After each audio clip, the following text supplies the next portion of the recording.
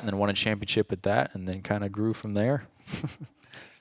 Yeah. And that's a long time, though, right? Yeah, I've been doing this for more than half my life.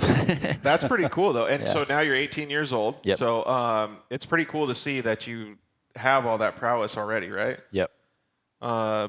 Yeah, Mike. Yeah, we can't turn the mics up anymore because they're not connected to Instagram. So sorry about that. I don't know how else to fix it, bud. It usually works, but since the system is not connected through the internet, we're just gonna have to deal with it this way. So sorry, Jason, or anybody that's listening. Has anybody else said that as well? Yes, we've had someone say the same thing. A lot of Okay. people joined, but one says, "Is your mic on?" Yeah, so all of our mics are on, and we're still doing a recording that we're doing on the big computer. So we do have all that stuff being recorded. We're going to keep going and do the show. We can do, if you want, is take the phone out of the cradle, and then if you want to walk over here, like walk around, get closer to us, and it's going to suck for you, but when we talk to each other, you can just move it closer to Oh, okay. each other, move it to All our right. face. But you're going to have to direct it like a cameraman, so Keely's going to have all kinds of duties today, man. Oh, yeah. Mega producer over here. Yeah, so having all that, I don't know. You've been racing more than like I have. Like I've only been in the off-road racing world since 2014, 2015. Yeah. And you've been in it longer than I have. So that's got to feel pretty good, like since you've been doing it a long time. Yeah, yeah, no, it definitely feels great. Get some experience on my belt, and it's weird. Recently, I've started to feel the other way around, where I'm more of the veteran driver. Where my whole life growing up, I've always been the young one to watch out for. Always the old guys, always complaining. But it's weird now. I'm starting to see the younger generations, and especially Chase Carr, kicking my ass every weekend. It's crazy to see it happen the other way around. Yeah, exactly. But it is kind of cool, though, right? Because you can see all of the competition and all the people that are coming up and through the ranks. And it's got to be like, because the side-by-side or off-road industry has grown so much over the past few years. It has. And you've been part of it since such a young age. It's got to be cool to see it develop, too. Yeah, it's awesome to see it start out from a Yamaha Rhino, where everyone was just ripping those in the dunes, and now we're getting 4-cylinder, basically car engines inside of a sand car. It's It's crazy, a side-by-side. right? It's nuts how fast it's been growing. Yeah, exactly. So it's crazy to see because it means that the industry is progressing forward so much that now we have the capability to have a 4-cylinder. Did you even think that that was going to happen 5 years ago? No, I had no idea. I thought this is just going to be some recreational kind of Joe Schmo, go to the dune, send it off the side of a cliff, buy another one type of deal. But no, it's definitely grown into some major racing and sponsors and huge companies and people involved. So when you started, you started in trophy karts then? Or Yeah, I started junior junior karts? one. Yep. Dude, I wish I had started back then too. Those cars look so fun. No, I definitely. We did a half season of junior one, and then we ended up moving up to junior two, and then we did a season and a half of junior two. But then we stepped in the mod kart. The mod kart is by far the best thing you can get your hands on to drive. It is a go-kart on steroids that jumps, and it's nuts. They're pretty wild, right? Yeah, it's wild. And I hate to see all these kids that are racing these 170s, when their age group would slightly be around a mod kart, and I would just love to see the smile on those kids' faces after they get outside of a mod kart, because those things are nuts to Well, drive. yeah, but we got to talk about it two different aspects, though. And your dad can align with this, but a mod kart, a good mod kart's $50,000. Oh, A good these days, 170 is way less. Yeah, a good mod kart, I've heard people paying upwards north of $90,000 for a whole program for a kid's cart with a quad motor in it. That's So, Dad, would you have rather seen a 170 for Koen or what? No, I agree. I think the mod cart, to be able to experience how fast they go and the hand-eye coordination, you got a clutch, you got a brake, and I think there's some value that you learn from racing in that series and that class that you wouldn't have in any other class. Yeah, because they're just so wild, So right? wild, It's yeah, just so a crazy. handful. It's so crazy to see. But it's cool that the kids have the opportunity to do it. I wish that mod karts were everywhere, though. Yeah. But it does seem like the side-by-sides are kind of taking over. Now we have the Razor 200, and then there's a modified class in the Razor 250 stuff. Do you wish that was around when you were smaller? I do, because I feel like it's from junior 2 to mod kart is a huge stepping stone. A junior 2 is kind of, you're more worried about keeping corner speed up, which you are in a mod kart, but Right. it's like driving a go-kart, where Yeah. a mod kart is like driving a Tasmanian devil. You're just holding on for dear life.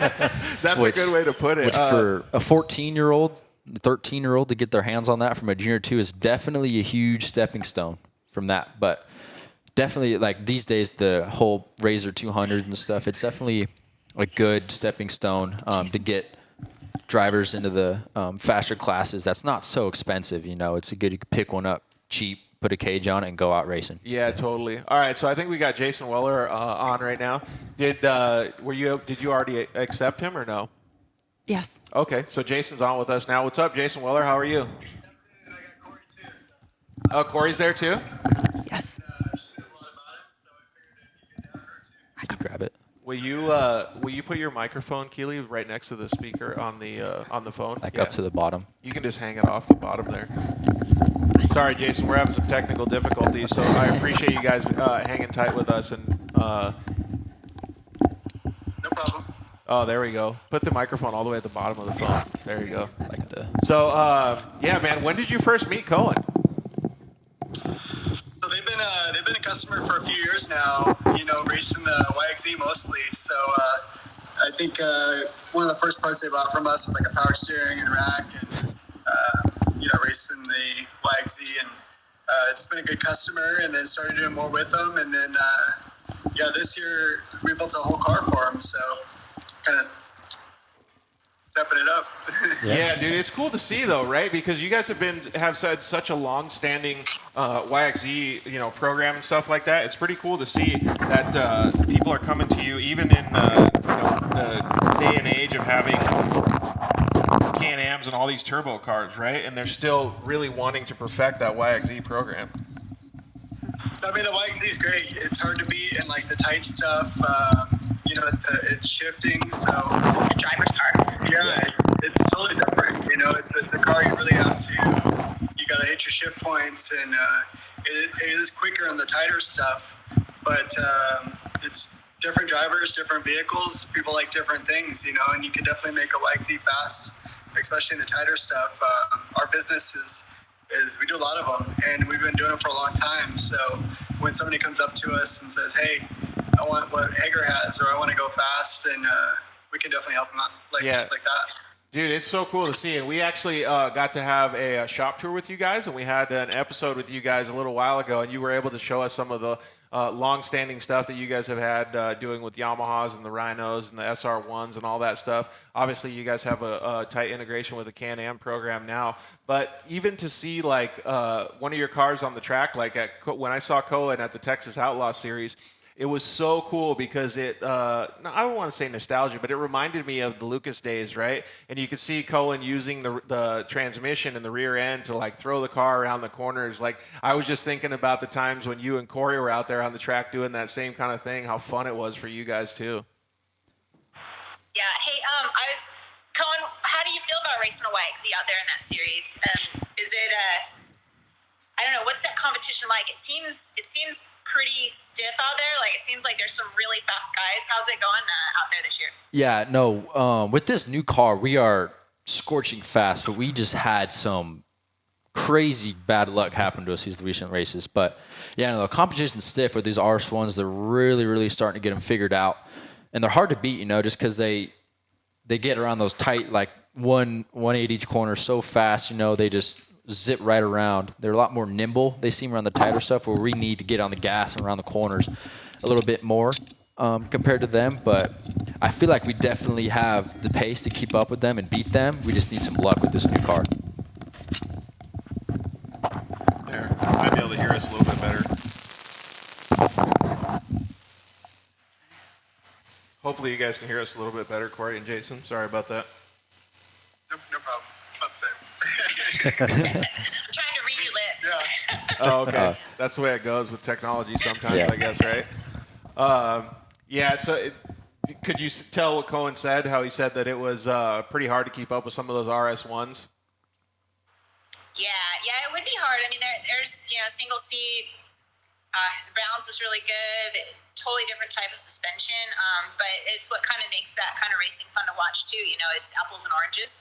And again, YXZ is a driver's car, and so I think to be fast in a YXZ and to beat RS1s, I mean, you've got to be a great driver. It's just you can't not be. So as far as developing you as a driver, I think the YXC is a fantastic machine to be in as well. Yeah, I completely agree on that. It's your hands are so busy. You're steering with one hand half of the track, pulling tear off, banging gears. It's definitely way more involved as a driver, and they're just angry to drive compared to an RS1. They're just That's how you put it, angry? yeah, they're just really, really, I don't know, just hard to manage, which is a good and a bad thing because you can really drive them aggressive and get around those corners and sort of manhandle it around corners where with certain driving styles matches up a little How do bit you think nicer. that will put you in a position, like, let's just say you were to go drive a CVT car. Like, what do you think the difference would be? Do you think you'd be good at it? Me personally, I think I would be great at it. Just obviously I'm a biased opinion, but I think it would be awesome just because the YXZ has taught me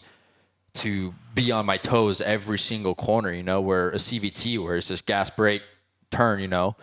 I'm just comparing. I've never driven one, so I don't want to The reason any I of was the asking RS1 drivers. the reason I was going to ask that question was because you have two people that are on with us right now, Corey and Jason, that have made a transition that's similar to that. Yep. So maybe they could give you a little bit of advice. Yeah. No, I've definitely talked to Corey a little bit about some driving tips, and she's so helpful with trying to get these YXZs Yeah. figured out also. We get to have talks about tires and all kinds of cool stuff. Yep.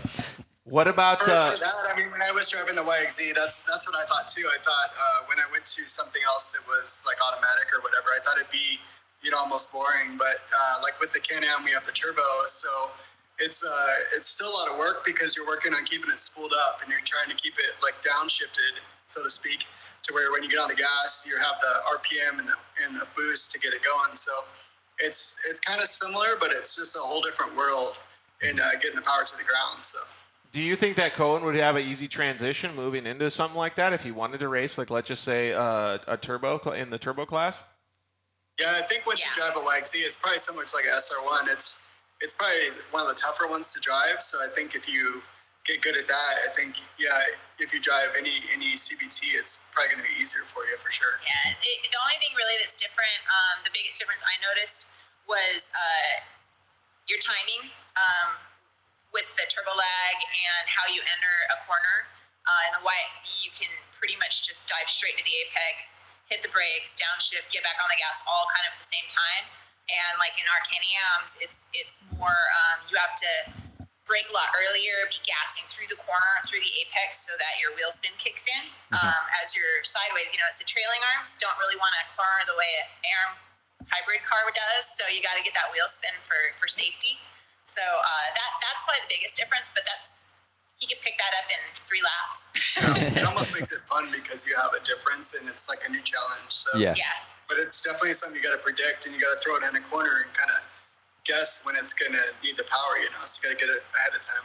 Yeah, I feel like that's kind of cool though. Like, and especially you being such a young driver, I feel like you'd like really love like that new challenge. Yeah. Especially even Corey and Jason as really good drivers. I feel like being able to pick stuff up like that is awesome. And it's a fun challenge. And I would love to get my feet wet in a CVT car. I just would love to try it, and that challenge does sound a lot of fun.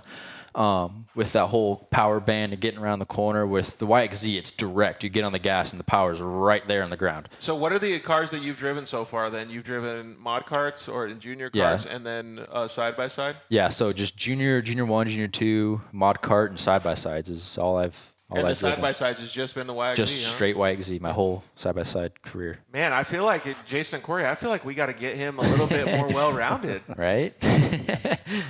He's just going to be there with his macchiato. Yeah. Right? I don't know what to do with my hand. My hand's floating up through the air. Yeah. It's tough in short course or side-by-side racing in general. You almost have to pay your dues, and he's doing it right. He's putting in the time. He's working on his own stuff. He's prepping his own stuff. He's got a great family with his dad helping him. And I remember when they started to where they're at now, they've done the steps, and they're doing what it takes to get there. And when they get there, they're going to be solid, and they're going to be, they can race whatever car they want, factory sponsorship, and they're going to be ones that are not going to mess up and not going to have, they're going to have the parts they need and stuff like that. So it's paying your dues, really, and that's what they're doing. Yeah, I feel like that's a really, really good statement that Jason just brought up, too, is like, How does it feel for you guys? Do you guys feel like you're working your way up? Do you feel like you're paying the dues to get to the top, or like what is it? Or does it just feel like a whole bunch of extra work? It just feels like the next step. You know, I have a goal in my head of just winning that race weekend, winning the championship, and it's just whatever it takes to chip away at that next step, whether it's prepping the car, whether it's cleaning this extra bit of mud off, just that extra little bit just to get ahead of your competition. Yeah, I can totally see that. And so we talk a lot about racing and family and stuff. And Corey and Jason, you've been around for a long time to be able to see that. It's neat to see that Koen, along with a lot of other drivers, have the family support and background to be able to do everything. It really helps a lot when you're out at the races. Mm-hmm. Yeah.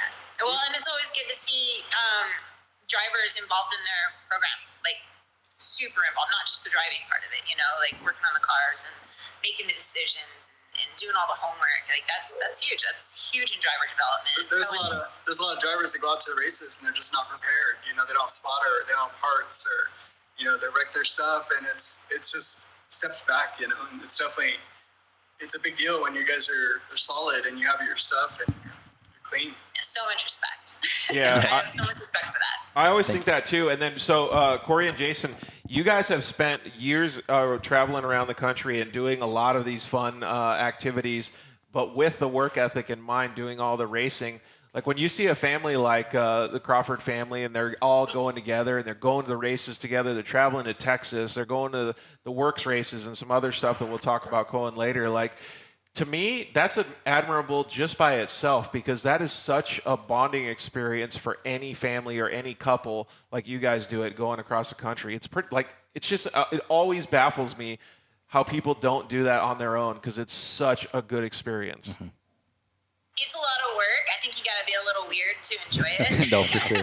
But Definitely. I think that's why we're all such a close race family in the end. You know, we all know what each one of us goes through to do what we do, and it's a passion. It has to be, you know, to put that much work and time and money into it. But I think that, you know, to spend that much time with your family and somebody that you love, you know, your kids or your parents, spouses, it's such quality time. It sounds cliche, but it really is. I don't know anything else that we could do where we could learn each other, you know, that way and have respect and build, I don't know, camaraderie, and you know, it goes through the whole family, and you have memories. You'll have memories forever. You know, you have trophies, and you can look back on those 20 years from now and be like, hey, remember that weekend? That weekend sucked. Or, Yeah. hey, that was the best weekend of my life. So you'll always have that to talk about and look back on. Yeah, I It agree goes with quick too. What did you say, Jason? I said it goes quick too. That is a good point. Yeah, Yeah. yes. Not while you're in it, but after it goes really fast. Hey, did you guys know that Koen's a track and field star too?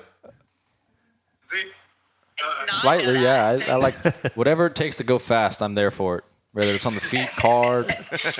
I love to go fast. Hey, so I actually was going to ask you about this. Like, so what is the other sports and stuff that you do? Like, because I saw some stuff like you like doing track and field stuff, or what was it? The what do they call it? Like the discus or shot put and stuff like that? 'Cause Yeah, so I saw you had some records.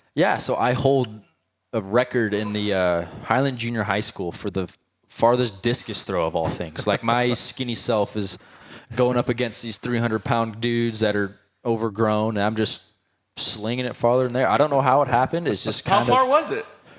You know, It was. I totally did not like see that coming. When I saw it, I know. was like, that result doesn't fit you. No, at Yeah. all. not at all. No, I can't remember what it was, but it was something obnoxious for what I was doing. Did you even have any idea about that, Jason or Corey? Yeah. No, but Pretty awesome though. it's not surprising. You know, he's competitive, and I think if you're a competitive person, you've probably got a lot of other things going on that you're just as competitive in. So I'm not surprised to hear that. I'm not surprised to hear that he's got a record. So I think it's cool. Yeah. Yeah, I think it's awesome too. Well, hey, the only other thing I was going to ask Koen to kind of get you guys a little bit more excited was how was that chocolate cake at Oak Hill? You want to give them a little bit of lay of the land because they like nice dirt. Oh no, that dirt was amazing. Once it was prepped, that was perfect dirt. It was the most forgiving, yet like traction dirt. It was nuts. I loved it. I've never raced on anything like it before. Yeah, and even to go further than that, Jason and Corey, like at the end of the day, the track was so rough. Like you guys would have loved it because, like I know Corey and Jason, when you guys race, the rougher the better for you guys because it pulls out all the driving talent, right? Yep. It would have reminded you kind of like of the moto or quad days, like where you guys get a real rough track. It was sweet. I would love to see you guys come out there one of these days. Yeah, rough tracks are always fun because, you get your lines and you just kind of get into your groove and holes everywhere. And usually the biggest holes are in the best lines. So then you just have to adjust on the fly. And sometimes it wasn't there 2 laps ago and now it's there. And so it's fun to have to make those really instant decisions. And to have the ability and the experience to generally make the correct ones at the time it counts, that definitely helps us a lot. It bites me sometimes, but it's still really fun. Yeah, it's crazy that she's. Go ahead, when we Jason. go practicing too, it's like you want to practice on like a perfect track. And, I remember back in the day when we first started, it was like, all right, the water truck would just go out there and soak the track for practice. And you're like, all right, let's go. He'd send me out there. I'm like, why? Well, if you learn to drive when it's wet, it'll be easy when it's dry. But it helps so much. Like if you go out there when you don't want to go and you do all the hard stuff, when it comes down to the race, you got that under your belt. So it helps. I couldn't agree more. I think it's so good. And I don't know if you guys saw it through the Instagram, but Koen just tapped his dad on the arm. Yes. You guys have a previous discussion about this? So there's a saying that goes on in this house. It goes, what was it? We were in Nevada in a mod cart, and I was just beat by the end of the race. The track was blue grooved, holes everywhere, and I was just trying to get and survive through the race. Except the spotter I kept hitting this hole consistently every single lap, and it was shaving a bunch of time off, making it worse. And I was trying to tell him to miss the hole. Yeah, that one. Don't hit that one. Yeah, so every single lap. So by the end of the race, he kept saying, "Yeah, that hole, hit it one more time. Yeah, just hit it. Just hit it. Go right through that hole." That one. You've been doing great all race. Keep it up. So that's just kind of like our saying: if something repetitive goes on, that's just kind of hit that hole one more time. Hit that hole one more time, right there. It's like same one. A joke that keeps on living. Yes. Yes. You guys know all about that spotter racer life. Oh yeah. A little bit. Yeah. All right. Well, I appreciate you guys joining us. Thank you very much for taking the time out of your guys' busy schedule. Anything else happening with you guys before you guys bail out? Yeah, first thing on Koen, you and Sean, you guys great representation for us, and we appreciate everything you do for us. And, of course. Everything's clean, and you guys run a good setup and real professional, and we really appreciate that. Thank you. Wow, thank you. Definitely stepping up, and it's huge gains. And every time we see finishes and pictures and stuff, we're always excited and kind of cheering you guys on. So Means thank a lot. You. Awesome. Thank you. Doing a good job. Well, thank you guys. Thank you, Corey. Thank you, Jason. We'll see you guys soon. All right. All right. Good luck. Thank you. Thank you. Super cool to see that you get that much respect from some people that are so ingrained and been in the industry for so long, right? They help out a lot of people. So when you hear kind words like that, it must mean a lot. Yeah, it's awesome. I mean, they are such a well-respected people in and outside of racing. They're just well-rounded, run a great program, whatever they do, which is why we went to them with stuff and cars, and it feels great coming from someone like that. Yeah, absolutely. All right, so let's get a little bit back to what, like the beginning of, I don't know what you want to call it, the beginning of your story. So you grew up in Arizona, right? Yep. And started going to the dunes, kind of the whole, I don't know, I feel like that's the standard way that people get into racing, right? But then you saw, that you wanted to get into racing when your dad took you to the races. Was it at Wild Horse Pass? Yep, Wild Horse Pass was my first race, and the very first car we bought was That's the first off-road race that I ever saw too at Wild Horse Pass. Yeah, no, we had an old Junior 1 Outlaw cart, which they didn't even race those at the time we bought it, but we had no idea. We didn't do our research on that one. Yeah, really? We just saw a trophy cart for a decent price. All in. Yep, went for it. And what happened? Well, you got to drive it or what? We took it out to the desert for about 10 minutes, and it threw a rod out the side of the motor or something. So that was the end of that one. Yeah. Smoked it. Was that because your right foot was too heavy? Or? Probably. That's been the story of my life, my whole racing career. It seems like I need to take a couple steps back on the right foot. But smooth as fast. Yep. Yeah. There you go. Smooth as fast and hit the hole. Yes, and hit that the hole Always hit one that more hole. time. Yeah. I think we have. We have a picture that we're going to show you.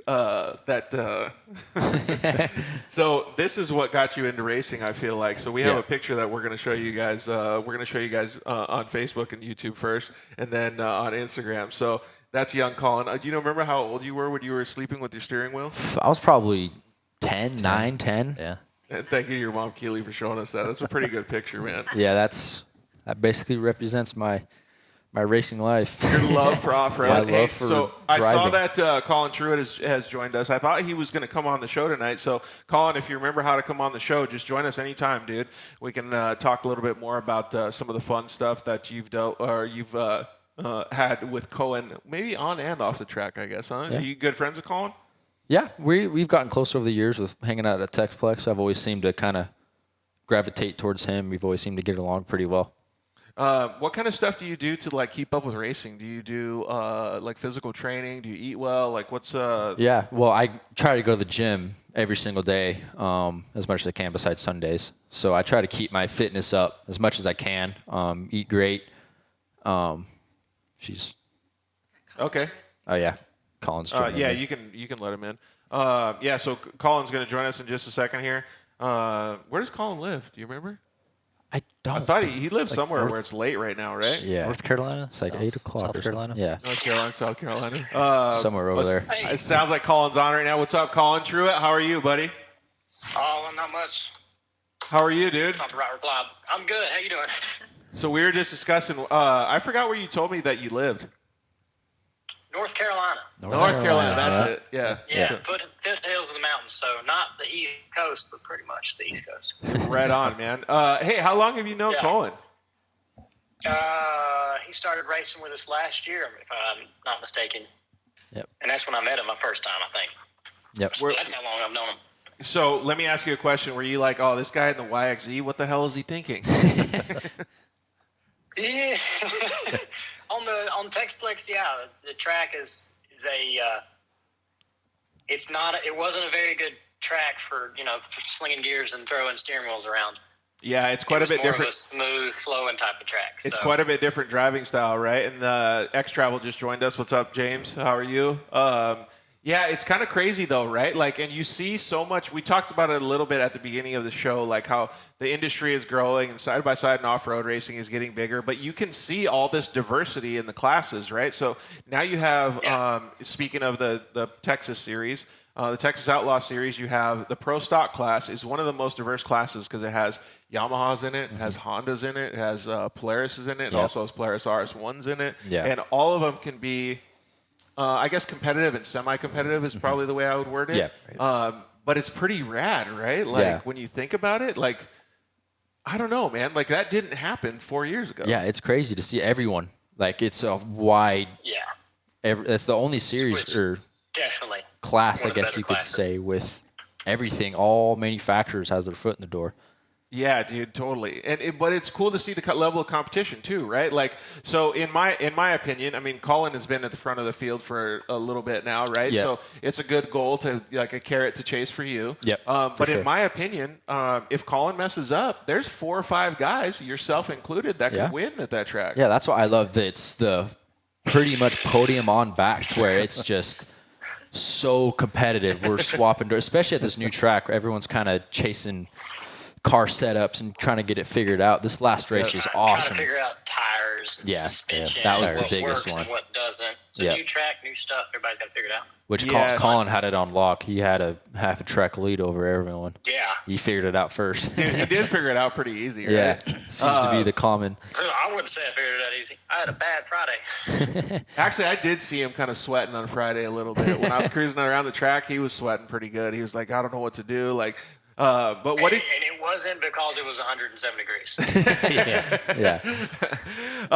But yeah, so Colin, when since we obviously have Koen on the show, when you see him operating a program, you do a lot of the stuff yourself for your program as well, family oriented. When you see a family like Koen and Sean and Keely and Kendall and everybody coming to the races and all supporting each other, it's got to make you feel good, especially when you're battling door to door on the track, because he's not going to hit you hard because he doesn't want to work on it when he comes back to the truck. Yeah. Yeah, it's the same stuff we run into. You know, it's if you mess the car up, you got to fix it. But it's really cool to see another family out there doing the same stuff that we've been doing for years, just going at it, doing the right stuff, putting in the right work. Yeah, totally. Showing up with a whole family in a pickup truck. I don't know where they all stay, but you know, I feel for some of them. John Harper said, Yamaha. Yeah, I know. With our experience, the women dictate where we sleep. So Yeah. Yep. I assume it's the same with you guys. But they also feed you. Yes. They give you drinks, so they're Can't allowed live to. without them. Yep, exactly. Yeah. John Huppert's actually commented and said the Yamahas also did well in the Pro Stock class at ERX as well. Oh, yeah. In the Champ Series over there, the Yamahas have I don't want to say an advantage or anything like that, but the cars work better in those series, right? So Yeah. maybe give us a little bit, or anybody that doesn't know, and Colin can chime in on this too. Yeah. The differences in the racing circuits and the benefits of having the Yamaha or maybe an RS1 like Colin has. Okay, so in the Amsoil series, for example, that's a lot more of The a Champ Off-Road. The Champ Off-Road. It's a lot more of a loamy, open on the gas type of track, to where Kind of what Lucas Oil Short Course was. exactly, to where you're just on the Big, wide gas, open corners. you know, barely braking. You downshift into braking and back up on the gas, where where Yamahas just seem to thrive. That's their happy place. Where Texplex seems to be more of the it goes to go dry slick, and it's really, really tight around corners. And it just Same with Oak Hill. That's a pretty technical track. yeah, Oak Hills, especially that's an even smaller track, and it almost seems to. So what's the move like in a YXZ then? Like I know for Lucas Oil Short Course they were fantastic because you could just rev them out the whole time and then just bang gears. Obviously, when you're racing those different series, like what's the move in the Yamaha to make sure you can keep up with guys in RS1 like Colin? In Champ or Oak I would Hills? say probably more the stuff that you do. Yeah, so that is just keeping your corner speed up is the main thing for a YXZ, because it's so easy to just die in the middle of a corner and Fall try on to its face. fall on its face. You know, you got to open your entries up and really kind of keep your corner speed up around corners is what I found the fastest way for Yamaha to really try and keep up with these RS1s. And quick shifts, you don't let it below $9,000. Oh, yeah. You're up on the limiter, the flashing light the whole race. So, Colin, whenever you have that Yamaha YXZ around you, is it just like, man, I got to get this bumblebee off me? You can hear them. It's not a lie. They are right there. They're just revving out behind you, and it's a high-pitched screaming noise, and it's a little terrifying at times, but, you know.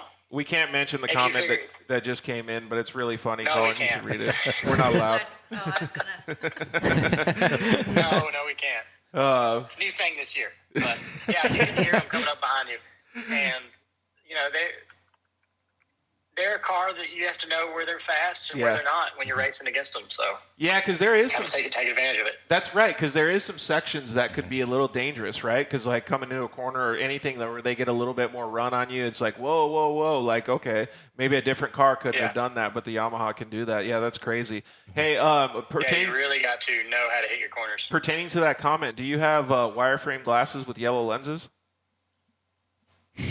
Oh, no. I've looked at them, but I haven't got them yet. This is the most I've got, and it's got one arm on it. Oh, okay, gotcha. That's all I've got. Yeah, so it's cool that you guys have that same camaraderie, though. I mean, you guys haven't known each other for that long, but you guys can go out there. Obviously, you can hang out on the Dirt Life show and talk with each other, but you can also really battle together on the track, right? Yeah, it's awesome to see like another mature driver that really I know if I throw a door underneath Colin, he's going to hold his line, you know, and same thing for me.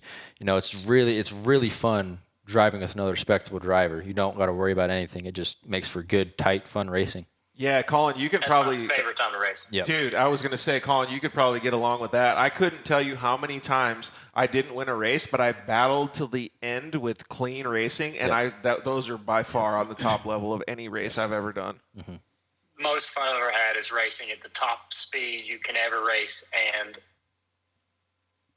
not touching. Yeah. As fast as you can go, side by side, between corners, over jumps, and not touching each other. That's some of the best racing. Yep. Period. Dude, you know what would be fun one of these days? You and Colin switch cars. Sign me up. Dude, how I'm all for it. would you? We're just. Yeah. Might have a broken back by the end of it. You think? Yeah. You think I don't have the arm cannons for that. I don't throw discus 309 million yards. So he was paying attention to the beginning of the show. Yeah, the track and field athlete over here, dude. Right. Always, if he loses power steering, no problem. That's happened multiple times. You know, If I lose power steering, I'm fighting. So. I've somehow strangled it back to the finish. Obviously not on the fastest pace ever. But That guy is right. No, I don't even let my dad drive my car. Yeah, so M. Dunnigan 524 said you ain't driving Colin's car. yeah, apparently not. What if he grows a mustache? Oh, yeah, right. baby. Yeah, I'm working on that. Team mustache? Is that Team what you're going mustache. for? You gotta show up with a Hawaiian shirt and a mustache, and then we'll think about it. Well, Perfect. I got a cheetah shirt, cheetah print shirt that's buttoned down. That's pretty Hawaiian-ish. That's close enough. I'll let it slide. Sounds good. Give it a month. So, like, this camaraderie is exactly what we're talking about, right? Like, so he has his family and he goes to the races and stuff, and then you guys can have this banter back and forth. But when you get out on the track, it's serious business, but you race each other clean. Like, that is the, pinnacle of any type of racing when you can do that, right? Like, it's so awesome to hear. That's why we do this. You know, that's the most exciting. Like that last race, I came off. I hurt my hand. I think I figure out tomorrow, but I think decently bad, and I had no idea. All my adrenaline was going. Came off the track. I was just pumped. I was like, that was the best race I've had in such a long time. Just by battling door to door. I think in the final lap, I changed 4 positions at one point. And just so every what was some corner. of the best portions of the race then? Me personally, I like the long back straight back into. No, I'm not talking about like the portion of the track. I'm talking about like the funnest portions of the track, like the where you were battling and what you were doing. Like, because in my mind, those things are the things that you learn that can help progress your whole career, right? Because you're like, wow, I remember this when I went inside, outside, cut in. Like, what were some of the things you remember? Definitely the most memorable part of that race was I think I was in 3rd or 4th, going 4th, 3rd. But I ended up getting swapped back and forth, and I was back in either 5th or 6th. But I was right on the pack up to 3rd. And I was like, you know what, I got to make something happen. So back into this tight corner, I had a good run coming down the back straight, and I just sent it right in the inside of it. And I almost had it. I had about half a tire width from it, but ended up getting spun out. But that was fun, just being able to say, you know what, I got nothing to lose, just go for it. Dude, that was I remember watching the live stream. It was a 3-way battle. Yeah. For 3rd, wasn't it? Yeah, for 3rd. Thank you It for was fun giving. to watch. Yeah, thanks, Colin, for giving me a segue here, because that was camera gold for the live stream. Yeah. I was like, no way Koen is sending it in this hard. And then all of a sudden, you were just right in there, and I was like, he didn't even have enough room, but that was sick. Yeah, I spun out twice that lap and ended up somehow catching back to the end, tagging the back of that field. So I don't think you were the only guy that was spun out here. I think 3 of you guys. yeah, we were all. 360. Yeah, that was fun. That was a great So race. that race started with Cross killed his car. Yep. Everybody got bunched up. One guy got around. He turned his all-wheel drive off something. Did a 360. Another guy's all-wheel drive was going out. He was having overheating issues. You got spun out. Somebody else got spun out. Yep. The whole time, I'm kind of bored up front, but I'm fine with Yeah, it. I know. But there's a lot of Half the track up behind me. front. Hey, he's still being semi-humble, but Right. still Yeah. throwing it in your face. Yeah, dude. exactly. That's the way I like to roll. Dude, that's cool, though. No, It because took me a lot of years to get hole shots. Yeah, that's a big part of it. and we did have a couple comments come in that, Colin, you have a super fan saying that you're Mr. Consistent, baddest dude in the car, so that's cool. And Ben Fournier said that, it was a really cool race to watch. Like, it was honestly, like what you're saying, it was action-packed the whole time. It was the whole race. It was amazing. What were some of the things that you would have changed in your driving to make it better for the next time? Well, from coming from my main car, we ended up hurting that car the race before. And I was every lap, I was trying to get back to comfortable with this new long travel car. So I feel like I just needed a couple more laps, just to start clicking off some good lap times, where I can start battling up front, where I felt like we progressed faster and faster and faster throughout the track. So I feel like we just needed some more time, and I feel like we would have been there. But Yeah, so you were like, that sounds to me like you were really comfortable with your performance behind the wheel, sitting in the cockpit, and you just wish that there was some stuff outside that could have helped you a little bit more? Yes, no, I mean, as a driver, you obviously can judge every single thing you do, but I think for the overall performance, I did pretty good for just hopping into a backup car that I haven't driven in a while. It's completely different driving characteristics. Yeah. completely different setup changes, and trying to adjust that fast and be up front with competitive drivers is definitely a task, but I feel like we were close. It's a good thing about having a backup car that you're used to. Yeah. And at least a little bit. You're not jumping just to get a couple laps, points in. Yep. Yeah, that's a really good point. Yeah. Man, it's super cool to see that you guys are having so much fun out there. Like, you guys are direct competitors, but you guys can still have fun and talk about all this stuff. That's so rad, man. There was a lot of times when I couldn't have those same conversations with people, so I really respect you and Colin's relationship. Yeah, no, that's what I love about Colin. There's still some people you can't. Yep, no, for sure. That's exactly what I can count on Colin for this. You know, a good competitive nature, but we still friends off the track. Yeah, totally. He's not putting sugar in your gas tank. Exactly. Does that work? I don't know. Banana in the tailpipe? Is that still a thing? Potato? Yeah. A potato? Can you imagine that thing shooting out of there? That'd be dangerous. Yeah. Hot potato to the extreme. Yes. Yeah. Exactly. Well, what's on the next on the schedule next for you, Colin? Mid-America in Labor Day, followed immediately by Outlaw Series. Man, yeah, we got some cool stuff. Are you going to come to any of the Outlaw Series West races? Probably not. I'm going to enjoy this 6-week break I have now, which is rare. 5 weeks now. I already lost a week. And take some I'm time gonna to enjoy rebuild get the a new car program. built. Yeah, basically make sure we have enough money to keep doing it. Always. That's how it always works, right? All right, Yeah. man. Well, we really appreciate you coming on and hanging out with us, dude. If you got anything else before you leave, you're welcome to say it. Go back, watch YouTube videos. Not YouTube videos. Watch your own in-car footage and learn from it. Ooh, that's a good one. That's what I did between. I don't give away too many secrets, but I'm not doing it already. Yeah. I went back and I rewatched my GoPro footage between Saturday and Sunday at the Outlaw Series new track, and I learned a lot. So just do that. Yeah, pro tip. Front and back.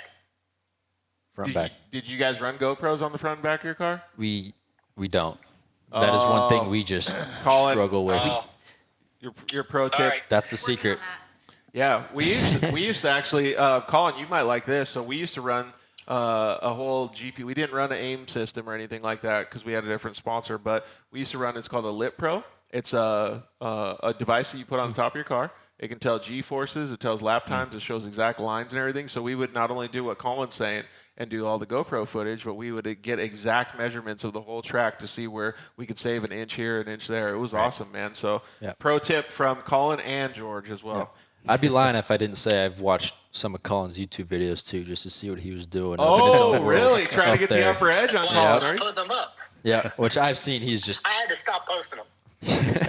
yeah, he's just one of the smoothest drivers out there. Said, "Hey man, I watched your video and I learned some lines." I'm like, Crap. You just gave it away, I do right? appreciate it when everybody watches my stuff. Yeah. Totally. All right, Colin. Hey, thanks for joining us, dude. We really appreciate you staying up late out in South Carolina, man. It's only 9 o'clock. That's not that late. Wait, did you say North Carolina or South Carolina? North. North Carolina. Yeah, thanks for joining us from North Carolina, man. The We really better of the appreciate Carolinas. Hey, thanks, homie. I really appreciate it. We'll see you soon at the races. Yeah, we'll see you guys in a couple weeks. Yep. Sounds good. Later. All right, see ya. Since we asked Colin, are you going to do any of the Outlaw Series West races? We're not. We're just this Yamaha stuff. We're just struggling with keeping parts in the bin. Yeah. You know, it's really hard. We're 6 months to a year behind on some parts. Yeah, there's a lot of supply chain issues. Yes. Just kind of catch up. So we're just picking and choosing our races outside of. We're hitting all the Outlaw Series races. Yeah. So anything outside of that, we're just kind of laying low. Yeah, that's cool. Crandon. You guys are going to go to Crandon? Yeah. Ooh, Yeah. that's going to be a fun one. That'll be a good place to showcase how much power you got in the YXZ, right? Yeah. Yep, that's. And have you ever been to Crandon? I have. I've been 2 other times. Really? Mm-hmm. How was it? Because I still haven't gone yet. No, it's so fun there. There's no other experience on the track and outside of the track. I mean, you're on the limiter in 5th. I mean, just pinned, just as fast as the thing can go, downshifting, banging gears. It's so much fun. So I've never been to Crandon, but we did the race, the Lucas Oil race in Reno, Nevada. Mm-hmm. And that track, I think our top speed in the YXZ was 97. Yeah. Yeah. Like it was as fast as that thing could go down a hill. It was so crazy. Yeah, so however fast a YXZ can go, that's how fast we're going in a YXZ. I We mean, really wanted to break 100, but I don't think we did. So Yeah. but that's cool, man. Crandon will be a definite good time. Yep, always. And then, so what's your goals this year then? Like, what kind of stuff do you want to accomplish? This year, we would love to finish out on the podium in the point series. Just finish consistent with this new car, trying to get that one fast and up to speed with getting in it halfway through the season. But yeah, that would be a great goal for us this season, just to keep going with that. John Huppers, thanks again for the insult, dude. He said I'd be really cold. I'm a big heat guy. Like, I'd rather be in the heat than the cold. So I don't know if Crandon would iceberg me or not. Me too. No, I'm heat guy all the way. A big Arizona heat guy. So one of the things that I was going to ask, and because you're talking about Crandon, and you're talking about going out to Texas and racing the Texas Outlaw Series. How is it traveling with the family? Because you have to spend a lot of time in a car. Do you get to see like fun vacation spots? You get to go eat at spots? Like, what's the vibe? Yeah, no, it's definitely a lot of fun. I mean, we definitely have our spots. We have it all lined up to every gas station, every single time, every hotel. Everything's pretty much dialed. Who plans all that out, man? Oh, that's all him right there. Oh, Dad gets it all dialed for you? Yeah, he does most of the driving and gets us out there safely. And I'm constantly watching the fuel consumption because I know how far it is to the next gas station. Really? And so, because we got a pretty decent-sized trailer to tow behind us, we got to make sure that we hit those spots because if we go to a different way, man, I'll get in or get out very easily. Really? So, yeah, we know. So if you have to divert? Yeah, if we have to divert, we might be in trouble. So I know exactly, constantly calculating, okay, yeah, we got enough. So what happens if you got to drive the races yourself, bro? Oh, man. It'd definitely be a tough task, but I feel like watching him and some driving experience I have behind the wheel of that thing, I feel like it's doable. Maybe not to Crandon, but is that one of the things you got to learn from the best? that is, and he is the best at that. That's no doubt. It works out both going and coming back. We stop at the same 4 gas stations. Oh, at the same ones each way? Yes, each way. Oh, Yep. that's cool. Yeah. Nice. Yeah, it's so crazy when you travel, all the logistics that you have to go through. I didn't even think we'd talk about this, but it's actually kind of a cool subject to talk about. Like, because sometimes you can't even go to where you want to eat unless you walk a mile because you can't fit the rig through there, right? Exactly. Like, so there's so many That's it. weird, like, first world problems that happen along the way. Yeah. It's kind of cool, though, because you guys get to experience all that stuff as a family. You get to, traveling across the country is not just a breeze, right? There's all kinds of stuff that can happen, and you get to see cool things. Like, I'm sure you guys play games across the road, like all kinds of fun stuff. Well, not so much games. The game is who's going to watch the dog next. Oh, That's is the it? game. That's the game. So Lincoln, we got him when he was a pup, and he's been a race dog from day one. Oh, really? So when we first got What him, kind of dog is Lincoln? he's a Weimaraner. Oh, okay. And so when we got him, we started thinking of all these race names. Let's name him Fuel. How about Axel? How about on and on? Because we knew he's going to be traveling with us the whole time. And he does pretty well, but he gets a little antsy, and sometimes Mama gets a little tired of being the sole. There he is. There he is, right there. Look, he just showed up. Man. Easy. He's trying to take out all the camera equipment. He's so excited to see you guys. But it's kind of cool because he goes on the road with you. Yeah, It's a big everywhere family. we go. Yeah. Big family travel, right? Yep. What are some of the favorite places that you guys have been able to visit? Or do you guys ever stop and like enjoy the ride? No, it's more of a stop and get some sleep so we can get up and go the next day. Yeah, just yeah. get the job done. Get it done as soon as possible. So when you guys are going across the country, then do you guys have to share the driving duties? Like, what's the move like when you're going across? Most of the time, he muscles up and does it the whole way. He's great. He's been doing that forever, which I feel bad, and I trust him over me. Oh, Lincoln's already getting more comments than we've had. Yeah. Oh, great. I already love Lincoln on Instagram. But yeah, no, I trust him with that thing 10 times more than I do, even with all the driving experience I have. But no, I definitely Yeah, well, it's a different respect type of and- driving experience, right? Yeah, but I absolutely. do think that it's cool that you guys do that stuff. And traveling across the country, like I said, is no small feat, right? Mm-hmm. When you're trying to get there to race and do all of that stuff, you have a times crunch. And one of the things that I was going to say is to go backtrack a little bit is you guys still both have regular jobs. You guys have to work to be Yep. able to support this passion that you have to go racing, right? Yeah. Right. So yeah, we both basically my normal hours are 6 a.m. to 2 Where do p.m. you work?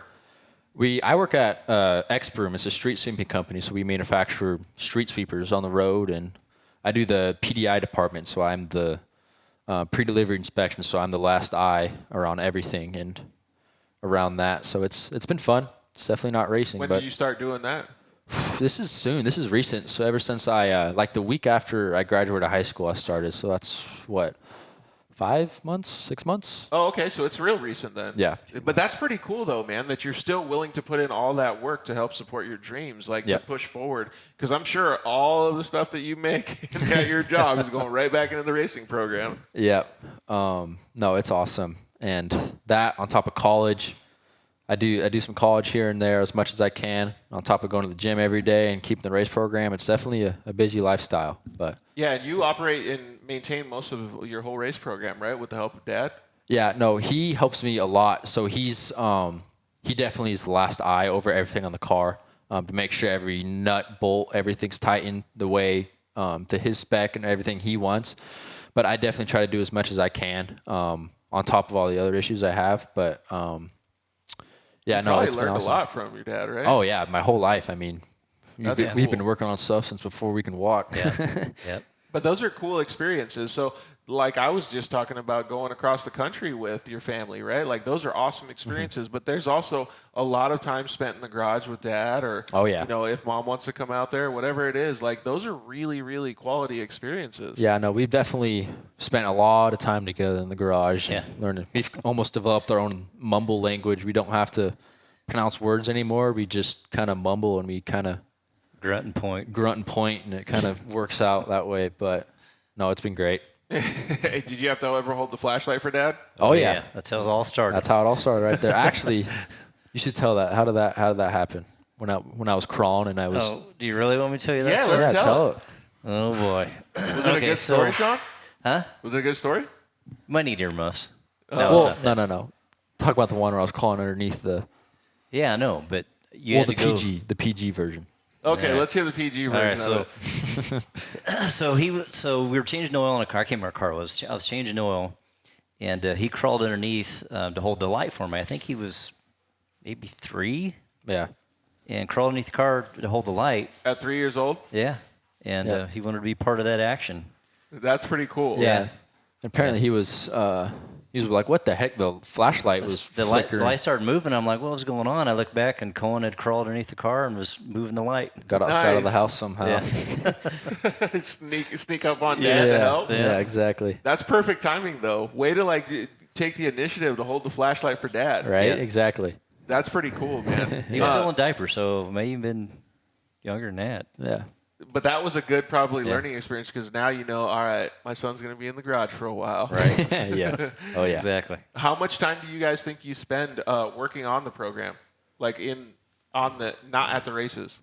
I mean, most of our weekends are filled up just with prepping the car, just because we have so much stuff to do during the week. So it's Friday night, Saturday, Sunday, just working on the car, getting it ready for Yeah. that next race. But And it kind of depends on what happened the race prior. Yep. You know, Yeah. if we take a hit somewhere, then you got to tear down further and investigate a little more and see what's going on. But even on the races where you think nothing happened, you still go Yeah. through it. You find stuff constantly. Our cars would go all the way down to pretty much a bare frame Yeah. after every single Lucas race. So you're probably minimum 30, 40 hours yeah, between races. the That's races. I agree 100%. that's just Bare race minimum. prep, making sure it's not going to fall apart. Yeah, exactly. Keely, Yeah. do you know if anybody requested to join us?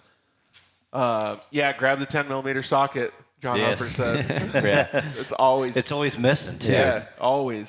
That's one thing that we talk about with one of your guys' sponsors, Boxo Tools. Oh, yeah. They always have 2 10mm sockets in their Yep. toolkits, right? Yeah, that's funny that you guys say that. And the Yamahas are all metric, so it's always the 10mm, right? Yep.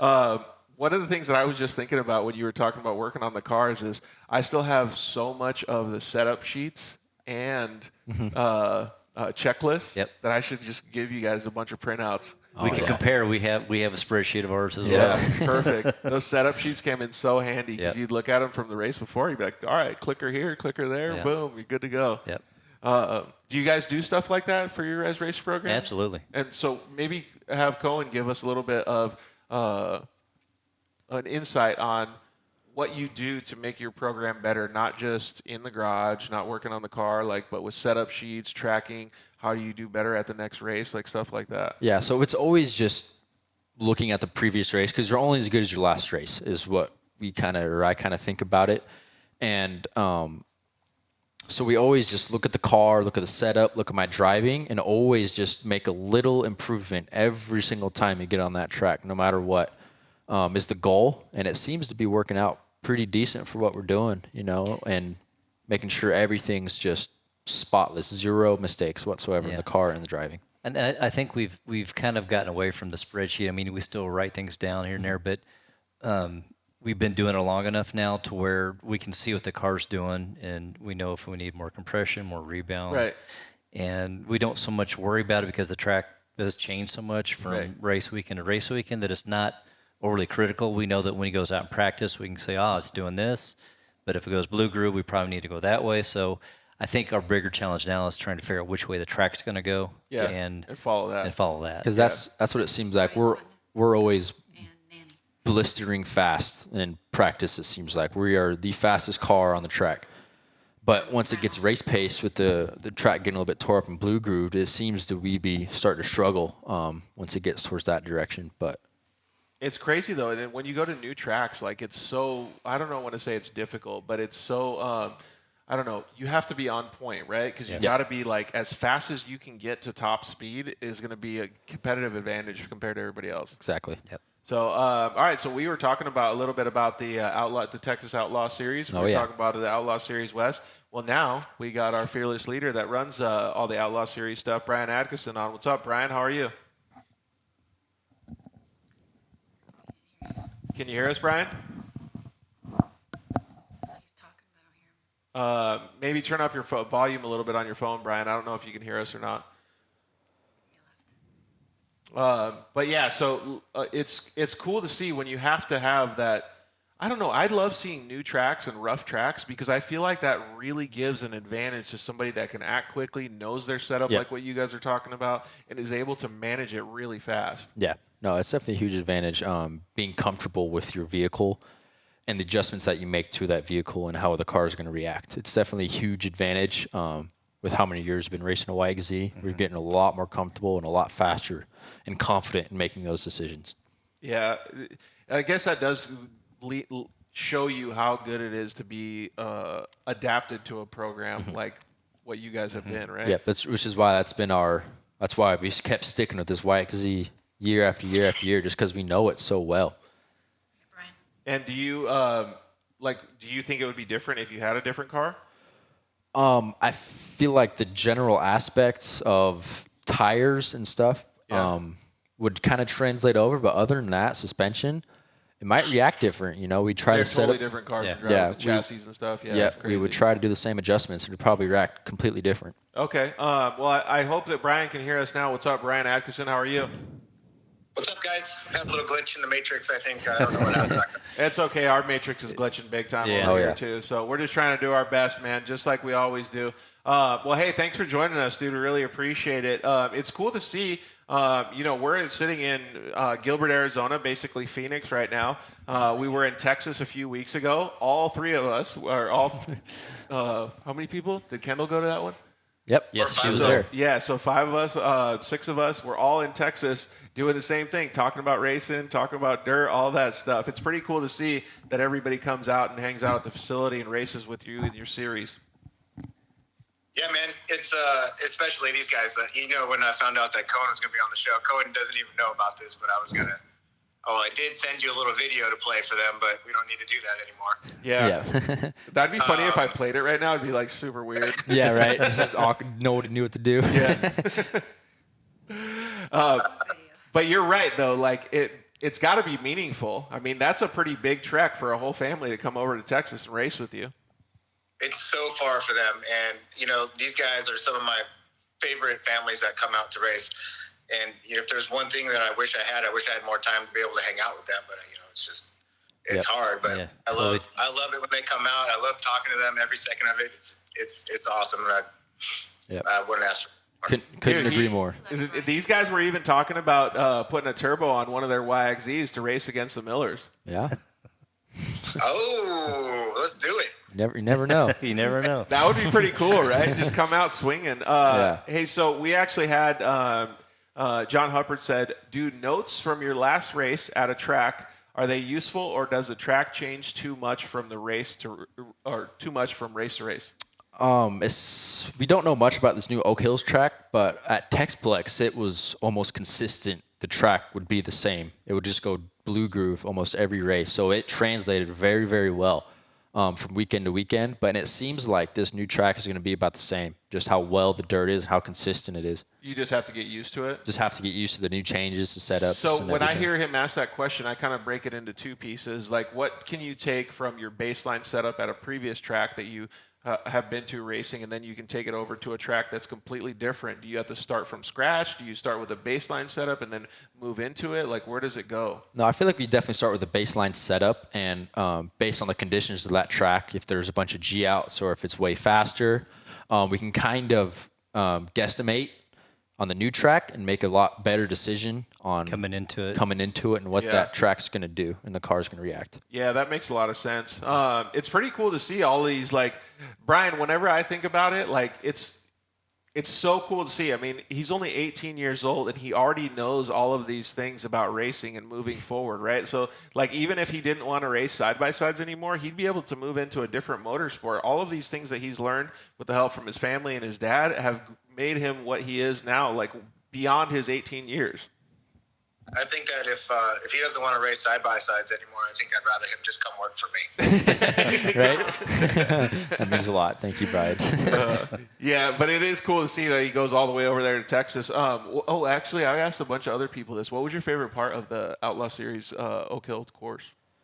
My favorite part was probably that last backstretch into that left-hand sweeper. That was fun. You just haul ass and then just let it hang in the last corner, and get it checked up right before that last that downhill jump. Yep. That was every lap. That was always a good line around that corner. Dude, I kept calling it out too, Brian. I was like, that's where people are going to start dive bombing. And then, what do you do? Koen just comes in there like full throttle. Kamikaze.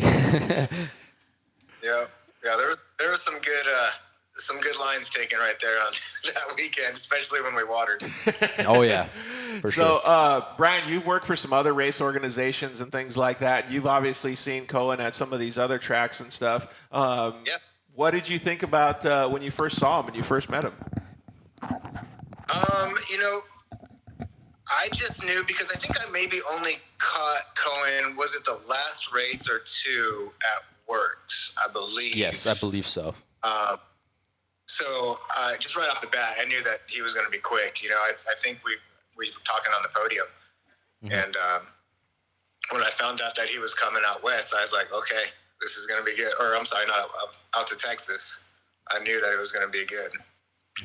That's pretty cool, man. When you got, sometimes it feels weird, right? Because, you can ask other people, and you're just like, you don't think that they've ever seen you drive ever, but they have. Yeah, and they took note. Like, doesn't that feel like, I don't know, it feels good and weird at the same time? No, it feels great. I've been looking for this response for a while now. I mean, this is the first time I've honestly, validation. I've heard from anyone else about my driving and kind of program rerun with racing. It feels good.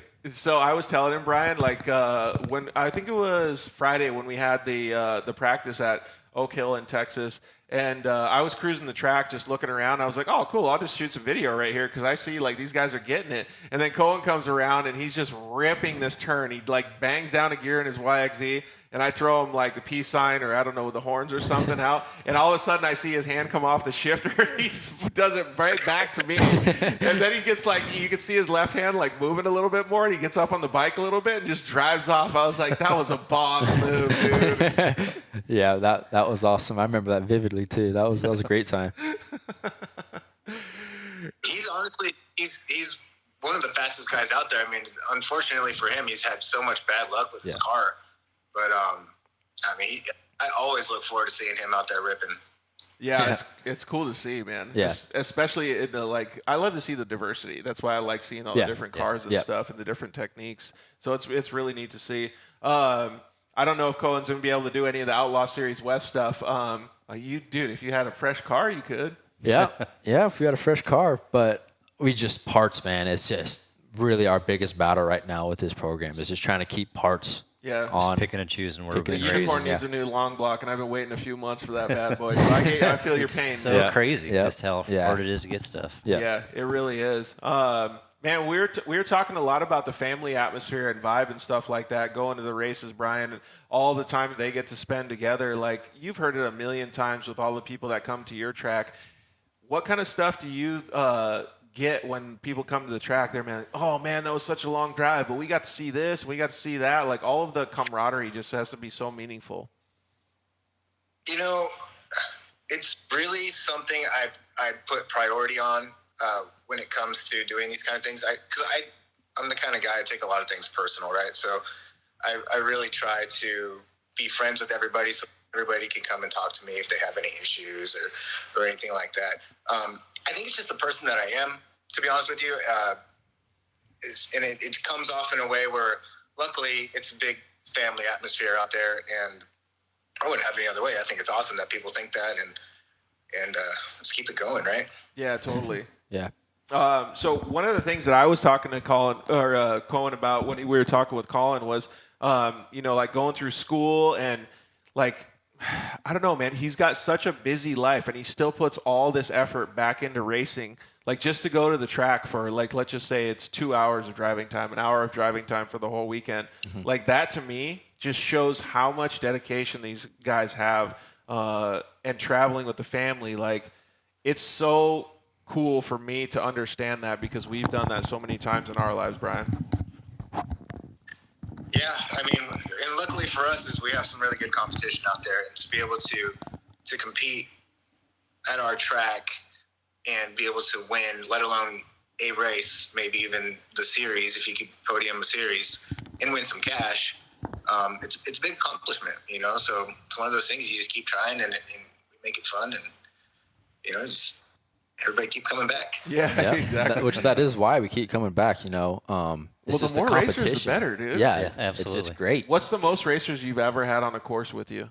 Definitely, I would say Junior 1 class and back in the Lucas days. We would have insane car count up to like 40 to 50 cars on the track at once where they had to split up A, B mains. It was nuts. Dude, I can't wait till the Texas series gets like that. Yeah. The Outlaw series gets like that in It's Texas going that direction and too. the West Coast series. I feel like it's getting that direction too. But like I remember a time when we were out at Lucas in Glen Helen. We had, I think it was either 38 or 42, one of the two numbers, out on course. That's how many drivers we had. Yep. And at a short course track like Glen Helen, it was insane. And I botched qualifying so hard, and I was in a razor at the time. Yeah. So I started 28th.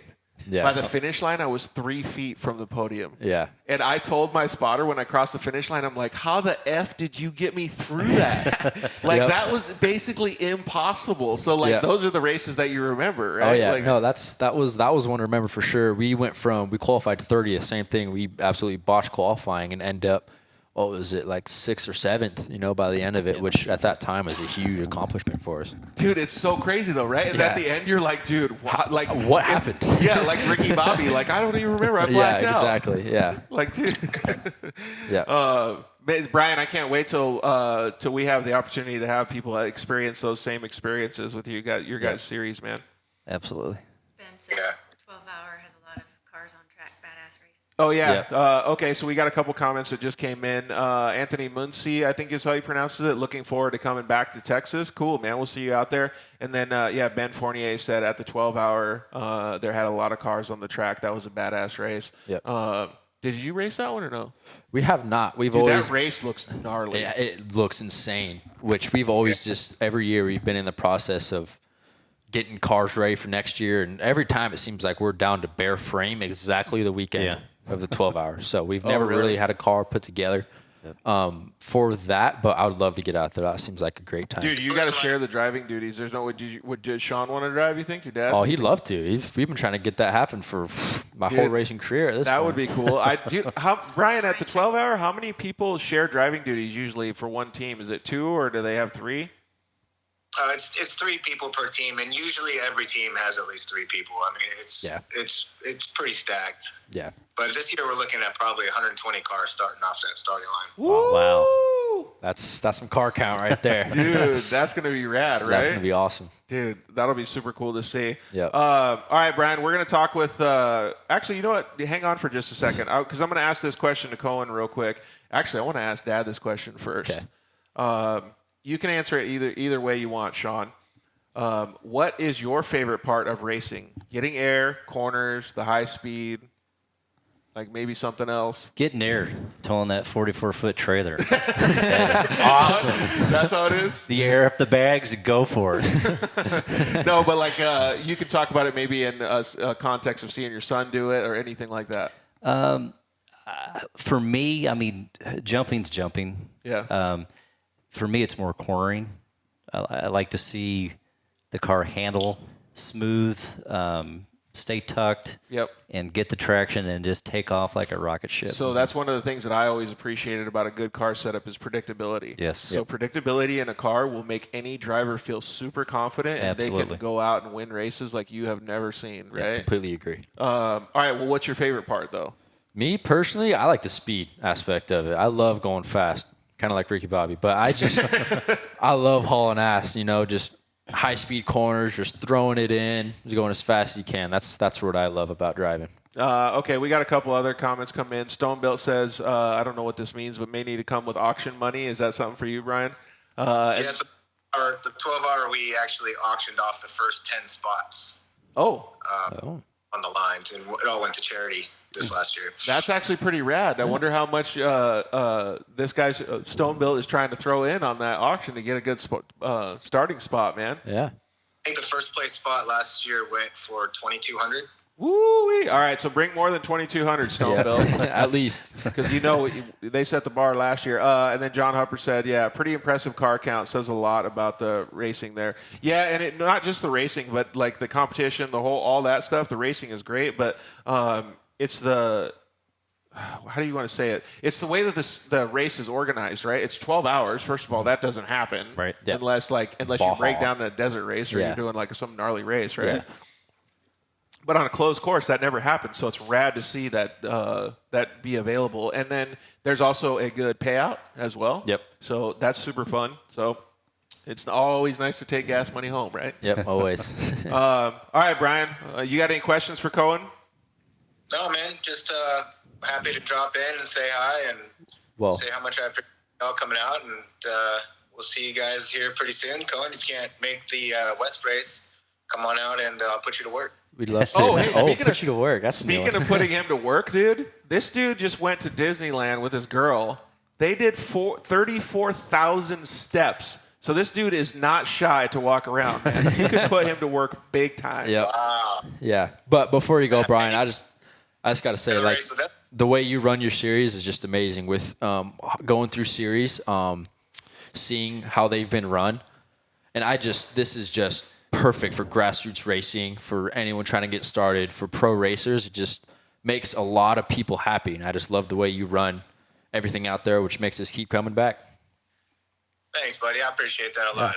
No problem. I do it for Yeah, I man. appreciate that. You're doing a great job, Brian. So, hey, thanks, man. We really appreciate you staying up late and hanging out with us. So, yeah, Gray Kelly said she's going to, or he or she is going to come out, and so excited for the West. Sorry, I couldn't see it. So, thanks, Gray Kelly. All right, Brian, we'll see you later, bud. All right, guys. I'll be watching. See you, Brian. Thanks, man. We'll see you. Bye. See, it's always cool. Like, this always gets me, like, on every show. Like, it's heartfelt for me because there's so much love in the industry. Like, I love that everybody can support everybody else. Like, I tell so many people, I'm not going to get too far off on it, but there's so many shitty people in the world. And you go to the grocery store and a dude looks at you sideways because you're buying something that he doesn't agree with. Yeah. But in the off-road industry and all the things that we've seen on the show tonight, there's so much, like, love and compassion. Yep. It's awesome. It's amazing. It's super, super cool. So I wish more people could just learn from all that stuff, right? Completely agree. Hey, how was Disneyland? It was great. Besides the sheer amount of people that they let in one place, What was your favorite ride?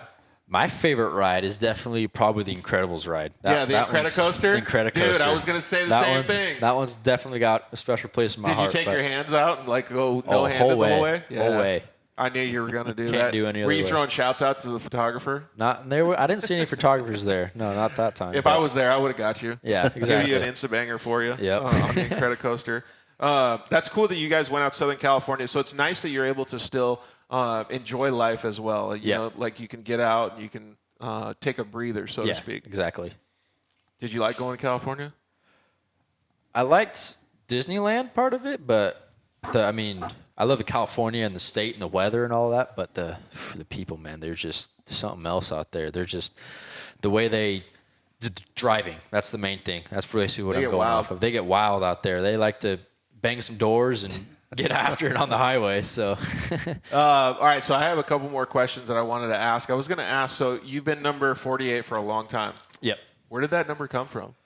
So that's a special place in my heart. That started from when I was born. I mean, from when I was like the day I could start walking and remember, is just 48 has just been in my life consistently.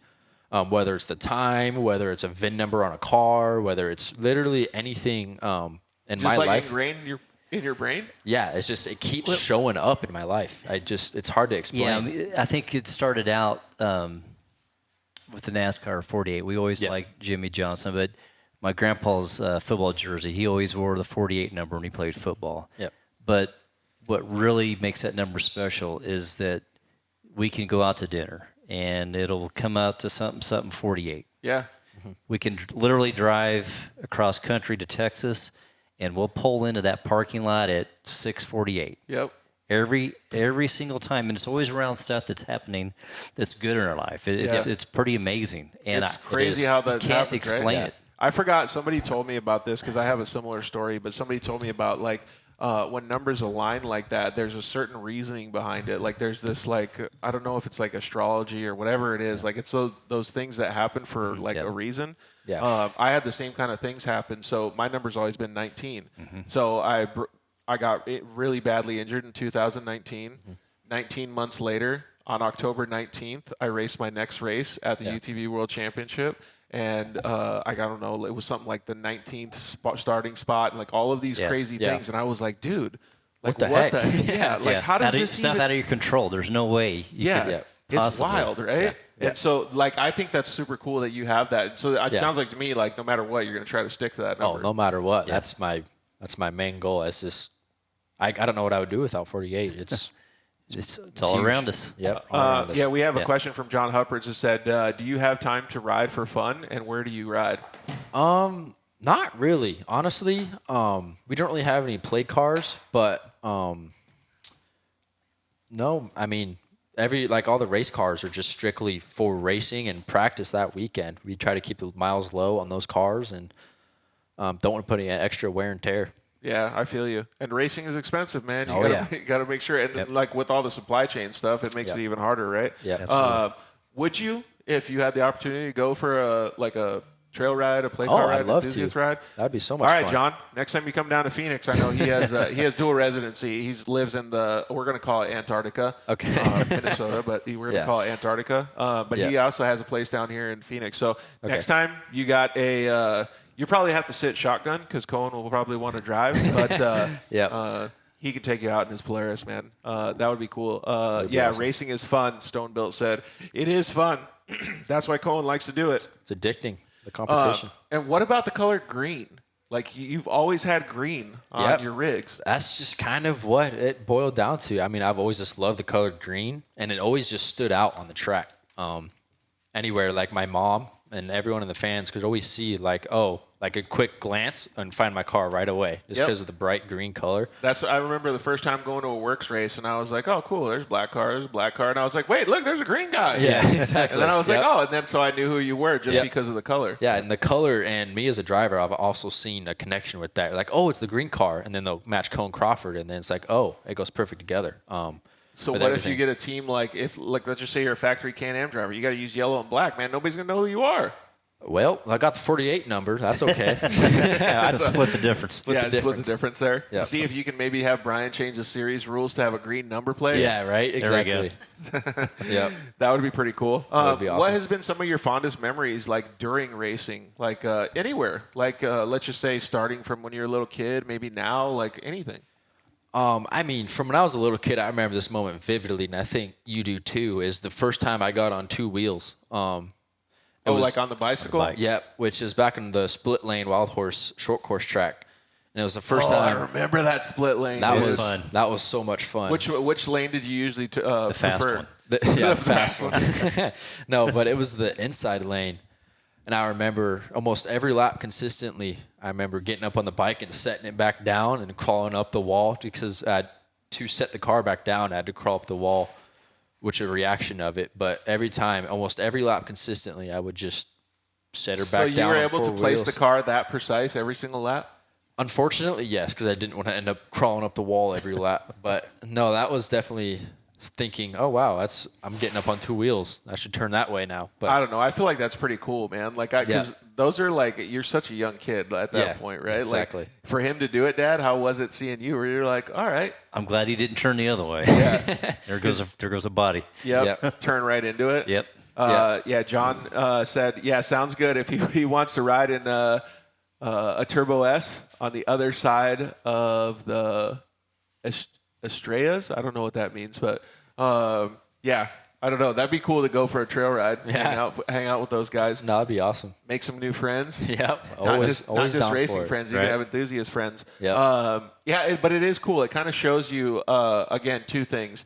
That people have watched you. They know who you are, and you maybe didn't even know it. And then second, it also shows the camaraderie in the off-road world. Yeah, that's awesome. Yeah, it's pretty cool to see. So green and the number 48, are there any other things that you do? Are you superstitious? You put your left sock on first, your right sock on? Like, how do you usually do it? My main thing is I always let the car warm up to 100 degrees before I let it move. If I don't let it do that, I feel like something bad's going to happen. I don't know why. That's just kind of what it's developed into the years, and that's just how it is. That's just how it is. Everybody's got their own little quirks, right? Yep, only that though. Luckily it's not any underwear Dockwald flipping. 7 says, hi, Spider-Man. Does that mean anything? Oh yeah, Hey, what's up, buddy? that's Spider-Man right there. Yeah. Oh, they call Sean Spider-Man? Oh yeah. Really? Yep. What for? You got to give us a little bit of juice here. Well, so years ago, I used to have a Rhino, long traveled out, and we were at the Dunes Buttercup, and we had a golf cart next to us, and I just was jumping back and forth between the two like Spider-Man. Yep. And that's how I got nicknamed Spider-Man. Oh, really? Yeah, and Jason Weller, actually, they used to work on that car. Go ahead, Sean. Yeah, no, that was Jason Weller used to work on that car back before I think Corey even started racing off-road. Oh, really? That long ago, yeah. Dang, that's pretty cool. So you had one of the bad boy old school Rhinos? Old school 660. Really? Oh, yeah. Did you have it all mod? Do you have clutch Oh, changes? Like, yeah. you have motor work? No motor work, stock motor, but had the long travel kit on it. Big sound system. Yeah. And I remember that was the very first thing I jumped. And it would got some air. It had Elkas on Really? it. It would soak. It'd soak anything up. Could you go full send and it wouldn't bottom out? Full No, sand full on send. anything. Yeah. Really? It Yes. was nuts. Yeah. It wouldn't go fast enough. Where is that bad boy now? I don't know. It keeps popping up on actually Doc Wald. That's my uncle, but Oh, okay. he keeps finding it on Craigslist and offer Must for be Dude, sale. you guys got to get that thing I back. know, I know. right? That would be awesome. Because then you could actually go out on a trail ride and go full sender in the old Rhino. Oh dude. yeah. That wouldn't end well. No. That would be fun though. Yeah, that would be awesome. Just show people who's boss in an old Rhino. Yeah, right. What do you guys have planned? Actually, we have a couple more things that we're going to talk about, but and we got a rapid fire Q&A. This could be fun for you and your dad. What are some of the plans that you guys have in the future? Well, definitely next year we plan on sticking to Texplex and choosing with cars. We don't know with that. We're definitely going to go. Oh, you may have a Outlaw manufacturer series. change. or the huh? Outlaw series. Yeah, we've been calling it Texplex for a while now, but Outlaw series. Yeah, we've been kind of dicing with that idea, but we definitely, our heart is Yamaha 110%. We're going to try and make that car work competitively and fast as much as our ability. But I know a yeah, dude that's- that after he gets a long block put in the Unicorn that he's going to get rid of that car if you guys are interested. Yeah. That's a pretty sweet car too. Yeah. But yeah, so doing a series like that takes a lot of effort. It takes a lot of travel time. Yep. Stuff like that. But that sounds like a really good plan. Yeah. No, for sure. What about some goals that you have? You want to become a champion? You want to become more consistent? Do you want to heighten your driving skills? Like all of these things come into play when you want to have a better program. Yeah, no, for sure. Definitely my 5-year goal is just to win a championship. But I've had this vision in my mind for a while now. And I want to win a championship in like every major form of racing, whether it's drift, oval track, dirt oval, short course. I feel like no one's really ever done that before, and it'd be awesome if I could somehow wrangle that together and make that happen. Dude, that's a lofty goal, though, man. I yeah, think might that's as well set it high, you know? I think that's pretty cool that you're having your goals set that high. Yep. Sheldon Creed did a little bit of that, Yep. but he got stuck in something that was beneficial to his racing career, so he could keep doing it, right? Oh, yeah. So being flexible at the time is probably something, or a chameleon, whatever you want to call it, is probably something to keep in the back of your head. Because always, let's just say that all of a sudden you're really good at drift and you start making some money at it, you just stick with it, right? Yeah, make a good living out of it. That'd be great. Yeah, that would be super cool. What are some of the things that you like doing when you're not at the races? I know you like working out. Yeah, working. I mean, it's hard to say. I always feel like I'm doing work, whether it's working out, or working on the car, something with work. But I love Octane Raceway, the go-kart track. That's where I always kind of see. Are you on the top of the boards? Yeah, I mean, pretty much consistently every time I get there. I try to, at least, just because it's kind of humiliating if I don't. Yeah, Against. we had a race like with the Method Race Wheels guys over at K1 Speed. Oh yeah, and we had like Caden Danbury, like Ethan Groom, some guys from Australia, and like a few other people were there. I started out 6th, got 3 dudes straight off the start. Yeah. And then, 2 dudes straight off the start, and then worked my way up to 3rd. Yeah. I was pretty proud of it, but Caden schooled me, dude. Yeah. It's especially when you get off-road racers into a tight go-kart track I like pushed that. a few people out of the way. Oh, it is never good. 9 times out of 10, you're getting banned, and it's always a great time. Don't get me wrong, but it's definitely elbows out. Have you ever gotten smoked?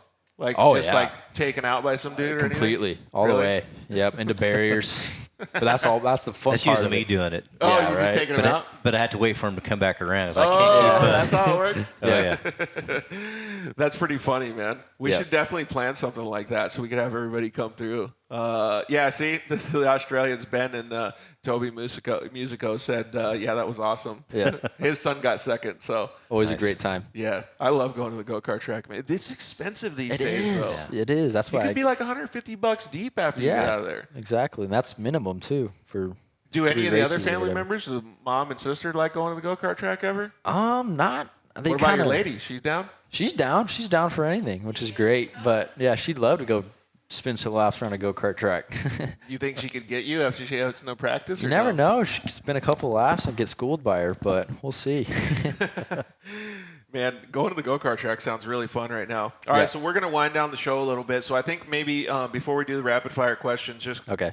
kind of give a little bit of a shout-out to some of the people that have helped you along the way. And I don't mean just like sponsors that are in your pocket Yeah. right now. I mean, like, because there's been so many people. Obviously, mom and dad have helped, but Yeah. there's been a lot of people that you've talked to over the years. No, I mean, first of all, I got to give everything to my parents. I mean, they've given me their all and then some, with financially, with everything in their lives, with dedicating their lives towards me and my happiness with racing. I just cannot thank them enough. They've Now done you feel everything for me. You can totally understand why time is more valuable than money these days. Yes, huh? exactly, with work and everything. But no, it's awesome. And Kindle, always kind of keeping up with my crap, staying happy through everything. Yep, my sister. Well, your sister's no slouch either, dude. Oh no, she's a hot smarty rod. pants, dude. Yeah, she's definitely got the brains in the family. She does all the school work, the 4.0s and the track. She's actually the real track star. She's fast. She's always on the 4x1 team and kicking ass and that stuff. Oh, so she could wax you in a foot race? Well, I wouldn't say that. Here we but- go. Competitive family vibes. I hear you. No, but she's definitely fast. She's got that competitive aspect more than I do, I would say. She loves to beat people, but yeah, no, it's been great. That's cool. And actually, real quick, Amanda Wald said, "Where's Lincoln?" He's locked up. Yeah, He's you gonna had to kick change some his more piece. wires down. He was getting all Tasmanian devil, so we got to be careful with some in of the this bedroom equipment. now. Yeah. But yeah, some more people that have helped you. Yeah. First of all, going way back is Eric. Eric has always been kind of a person I looked up to as a person, and just the way he's kind of taught me through racing. Who's Eric? He's an old mechanic of ours that we had in the mod cart class. He's actually a mechanic works with Cole Mamer in the Pro 4 program. Oh, cool. So he's doing a bunch of work with them. Great guy. Actually just had a kid, which is really working out, and he's awesome. Great guy to look up to. But another person, I mean, Shelby recently has helped us a lot with connecting us with sponsors and opportunities like this to really get us. Right. It takes an army, right? Yes, it takes an army. It's not what you know, it's who you know, which I've figured out quite fast in this world. And yeah, Well, I think both. Like I always like when people have these debates because I feel like if you're a good person, first of all, it's going to lend to a lot of good things that happen, right? Like the number 48 just doesn't happen like that for a reason. Exactly. So if you go with the flow and you understand these things, and then you also put yourself in a good position, like what you're doing with your program, and you're associating with these cool people. Yeah. So it's not just who you know; it is what you know and how to work with all those things. Yes. I think both of them. Which exactly, I mean, I love giving to people too. I'd love to help everyone out. You know, all the younger racers come up, ask questions, and that really makes me happy. You know, as a driver, feel like I'm really helping towards a goal because I've been there and I know what they felt as a younger driver and the struggles and the highs, the lows, and everything. And I would just I love that part of racing too. Yeah, giving back makes a big difference. Yeah, I love that. Man, you've had a lot of people in your corner, dude. That's for sure. And the green has helped too because people like the color green. Yeah. So I'd like to give a shout out to the Grove City girls. I know they've also given a lot towards them. They've made a bunch of shirts and come out and hang out with us all the time. Oh, so you got a fan club. Oh yeah. Look at you, big stud over here, fan club. They've got a group. They're always supportive with everything, no matter what. That's cool though. It's really neat to be able to understand that people support you that much, right? I couldn't ask for any more. I love it. Yeah, and you've obviously got support from everybody else too, like the people that sponsor you and stuff too. Yeah. Lastly, I'd like to give a shout out to my grandma and grandpas. I mean, they've always supported me as much as I can with everything in their life going on also. But they ever get to come to the races or watch you race, like the live stream or something? Yep. No, my grandma, Nanny, she loves to come out to the races as much as she can, and Number one fan. Number one fan. You know, she's always in my corner no matter what. And Nana, always out there supporting me. Also, that's my. Does she ever get out to Texplex? Or I mean, to the Tex Outlaw series? I had the same problem as you. I don't think so yet. Not yet, but. It would be cool. Maybe if we are all at the race at the same time and I'm commentating, maybe we could get her in the booth to commentate with me. That would be awesome. You'd love it. Yeah. She's a great time too. She's that's a great time. All right, so Amanda Wald said Koen is the best driver. Oh, sounds like you got another fan. There's a bunch of green hearts. I don't know what the green hearts mean. It's the green, man. Green. Green Love place. the green racing. All right. Do you want to throw a shout out to any of your sponsors real quick, and then we'll do the rapid fire? So I got first of all, Koen Power Sports have helped us a lot Travis! with getting this car and everything happening so fast. Obviously, as you know, in racing, everything comes down to the last weekend, the last hours. But they've helped us a lot. Never. Rugged Radio's helping us a lot with getting our radio set up and dialed in this year.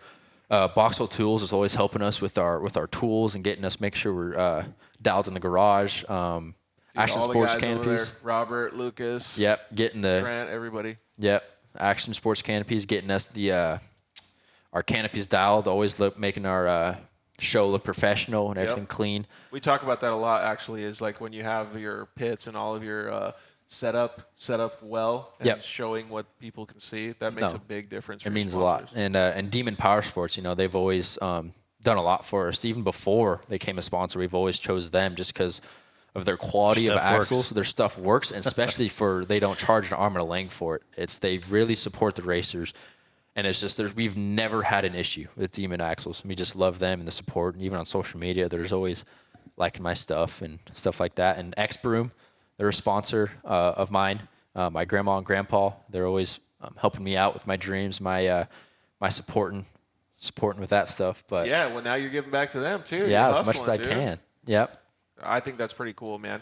When you have support like that, it really is meaningful, and you want to keep those relationships for a long time. Yep.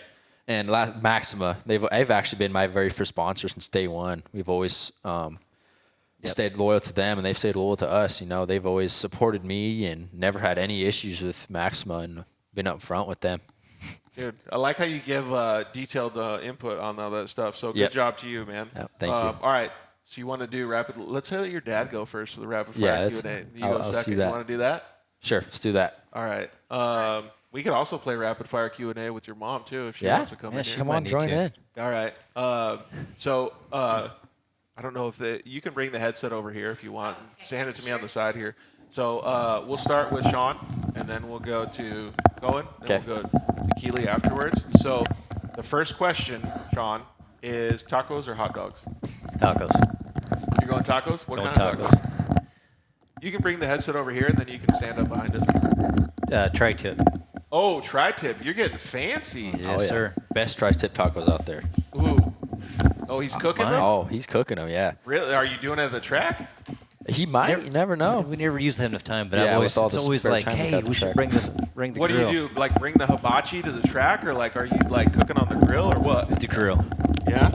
Yeah. Dude, that's pretty insane. Yeah. You know this guy likes tacos, right? Oh, yeah. So maybe we're gonna have to put that out on the track, put you to the test, right? Yeah, that'd be awesome. All right, Koen, what are you going for? Tacos or hot dogs? Definitely tacos all the way, All day? all day long. I'm not Big much of a taco hot guy. dog kind of guy, but All right, so Keely, welcome to the stage. Thank you very much for joining us. guys. Thank you. We My really beautiful mom. appreciate all of your producer skills today. Thank you very much for helping out with Behind the the show. scenes. That's Yeah, funny. behind the Things scenes, going. take care of it. Way more important than us. Absolutely. yeah, I don't know what we're Guys doing up here. here, right? All right. So the question was rapid fire Q&A: tacos or hot dogs? Tacos. Tacos all day too? Or are you going Sean's tri-tip? tacos. Yeah, there you Yeah. go. Carne asada. Oh, It's tri-tip. Or, I mean, tri-tip. Tri-tip? But your flavoring is oh, what kind of flavor are you putting on these bad boys? Well, now I'm now that's interested. the secret. That's Oh, the secret he's sauce. not That gonna one. tell us. Oh, that's how it goes. All right, chicken or asada? Sean, you go first. Chicken. Asada. Asada? Yeah. Yeah. chicken. Chicken too? All right. Well, I could go either one. So, Yeah. let's see here. Dunes or the river? Dunes. Dunes. Easy question. Have you seen that Red Bull Dune race? I have. Yep. They seem to schedule it in the hottest time of the year every year, and it's just always kind of. I think this last year was in December or something. Oh, wasn't okay. Well, that it? works. Or November. I Yeah. think it would be cool if you got out there. Yeah. Are you good at like reading dunes and stuff? Yeah. I mean, that's what Where I you know learn. best. That's what I learned. Everything is out in the dunes. So I mean, I I like love the to confidence. I'd like to put see those you. skills to the test. I'd like to see you get out there. Yeah. How about you, Keely? Dunes. Dunes too. Okay. I mean, no- river's great, but Yeah. River's also a great time. something different. Well, you got the pool back here, so you're one step Yeah. ahead. Just don't put a side by side Yeah. into the pool. I heard that. I heard side by sides don't like that. All right. So next question: action shots or still shots? Action. Action. You're going action too. I'd say action, but I love a good still shot. You know, it's just good to see just Like when the you can see details just like of it. a sexy car without its panels on or something. Yeah, like, or you know, just the, like a the, trophy the truck or- nitty gritty. You know, you get to Yeah. that time to pause and really look at the details of the picture. But Yeah, and that's the way I feel about taco pictures. So yeah, You're welcome, Instagram, for all my taco pictures. Three-wheeler or quad? Ooh, it's got some history. Oh, yeah, Oh, okay. Give me man. the history before you answer. Well, Spider-Man there, Doc Wald that wrote in there, he had three-wheelers that we started bringing back to the dunes. And Like hadn't lately? well, probably last 5 years. Yeah. We hadn't ridden them probably 20 before that. You want to just sit on this? I'm good. And You got plenty of camera angles. they were a lot of fun. I'm so good. Okay. Thank you, though. I would say three-wheeler on Friday, quad on Saturday. Whoa. Versatility over Yeah. here. I gotta say quad all the way. I mean, I'm just a four-wheel guy at heart. Big quad guy. Big quad guy. That's what I started out on, and that's what I'm riding with quad, 100%. What do you think your sister would pick? Probably quad. I mean, she's ridden quads only. You never know. She might like a three-wheeler. She seems like the type to dice I it up. feel like and since she's good at track and field, she'd like the balance of like getting up on one wheel and just Yeah. like riding it on Yeah, the bicycle exactly, the whole yeah. time on the three-wheeler. feeling it out a little bit. Yeah, she'd Yeah. love it. What do you think, Keely? Three-wheelers were always dunes and fun, and the kids were little, and Well, three-wheelers it was are always- AKA death machines. You Yeah. know that, right? That's why they well, went and it to was four-wheelers. always in the background, but I mean, either's not my deal. Like, Well, what are I you might trying to take go? Dirt bike? pictures of Dirt these bike. guys on it. Are you going dirt bike? Not that either. yeah, the 185Ss and the three-wheelers. Oh, I That remember was- those bad boys. Yeah, the that was suspension all- was Yeah. the amount of No tire suspension. pressure. There Yeah. was no suspension. Yeah, 3 PSI works. Yeah, Yep. 3 PSI is dialed. Yeah, that's dialed. yeah. All right, so pizza rolls or jalapeno poppers? Oh boy. I think we should let Keely go first. I feel Yeah. bad that she's not answering first. Jalapeno poppers. Yeah. There you I'd, go. say, I'd say jalapeno poppers too. Are you Yeah. doing pizza rolls? No. Because it just burns your mouth. Oh, it burns the fuck out of your mouth. It's like Yeah. hot lava. Every time. Yeah, it's bad. Always. No fun. You can't blow on it hard enough to cool it off. Yeah, it doesn't matter. You know what I figured out that it does help it though? Cold Olive Garden Italian dressing Ooh, really? or ranch. You dip it in there, it helps a little bit, Yeah. but then when that squirt, like the That little- stuff comes out, it Yeah. just jacks you red. Yeah, I used to got that figured out. You had some history with that. Yeah. Oh, I used to eat a lot of those, dude, when I was studying. Yeah. Coffee or tea? Coffee. Coffee? But lately it's that mud water stuff I like. What the heck is that? I know it sounds terrible, but it's actually It's mud it's water. a good option. Amanda Wall said, "Your mom is so cute, Koen." I love you, she is. Amanda. She's awesome. Yeah, and Doc Wall said 185s all day. Is Yeah. that what you were saying? Yeah, See it? Okay. that's the man himself. I missed it. I got video of him riding on.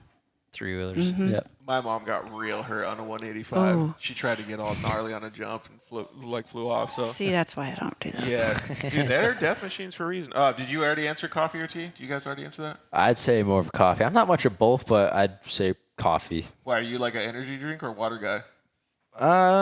More of an energy drink. I mean, that's kind of that's my go-to when I need a little pick What me kind up. of energy drink are you doing? But it depends. Either the pink monster, the pink juice monster. That's what I like, or the new what is that? The orange orange Red Bull. It's the apricot one and cherry. I don't know. It's really You know good. a lot about energy drinks. over Yeah. Bucked up. there. Yeah. Oh Sure. yeah, bucked up. You know they've helped me out. Is that with a some real discounts. energy drink? That's what it is. They have energy drinks, but it's a pre-workout company. They've actually come on and helped us out this year with some Oh, pre-workout. there you go. Yeah. Cool. That's rad. Yeah. All right, Sean. Coffee. What are you going? You're going coffee all day too? Yep. Every Ooh, day. this is a good one. All right, Keely, what's your favorite movie? Oh man. I mean, there's so many out there. Yeah. I like what hour? What I hour? mean- well, I have two of my all-time favorites, and one is A Beautiful Mind, and the second one is Requiem for a Dream.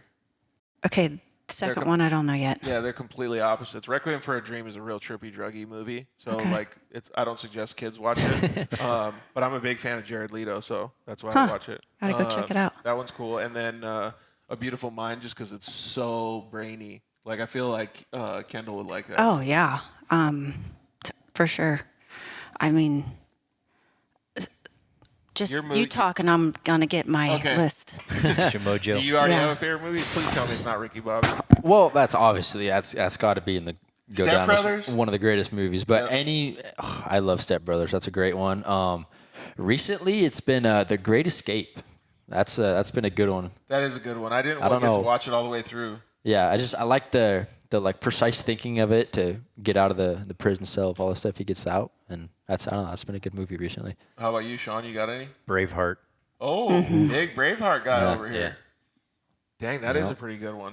That's got a solid emotional attachment to it too. Yeah. You didn't find any? I mean, what you just said reminded me of Shawshank Redemption. That was a good movie. Oh, That's a good one. It's dark, intense. but Yeah. I mean, good. Bringing the intensity Yeah. over here. Dude. Wow. You I guys don't know. are, you That's guys just are, what came up. You guys are dark. Jeez. Okay, Instagram or Facebook? Instagram.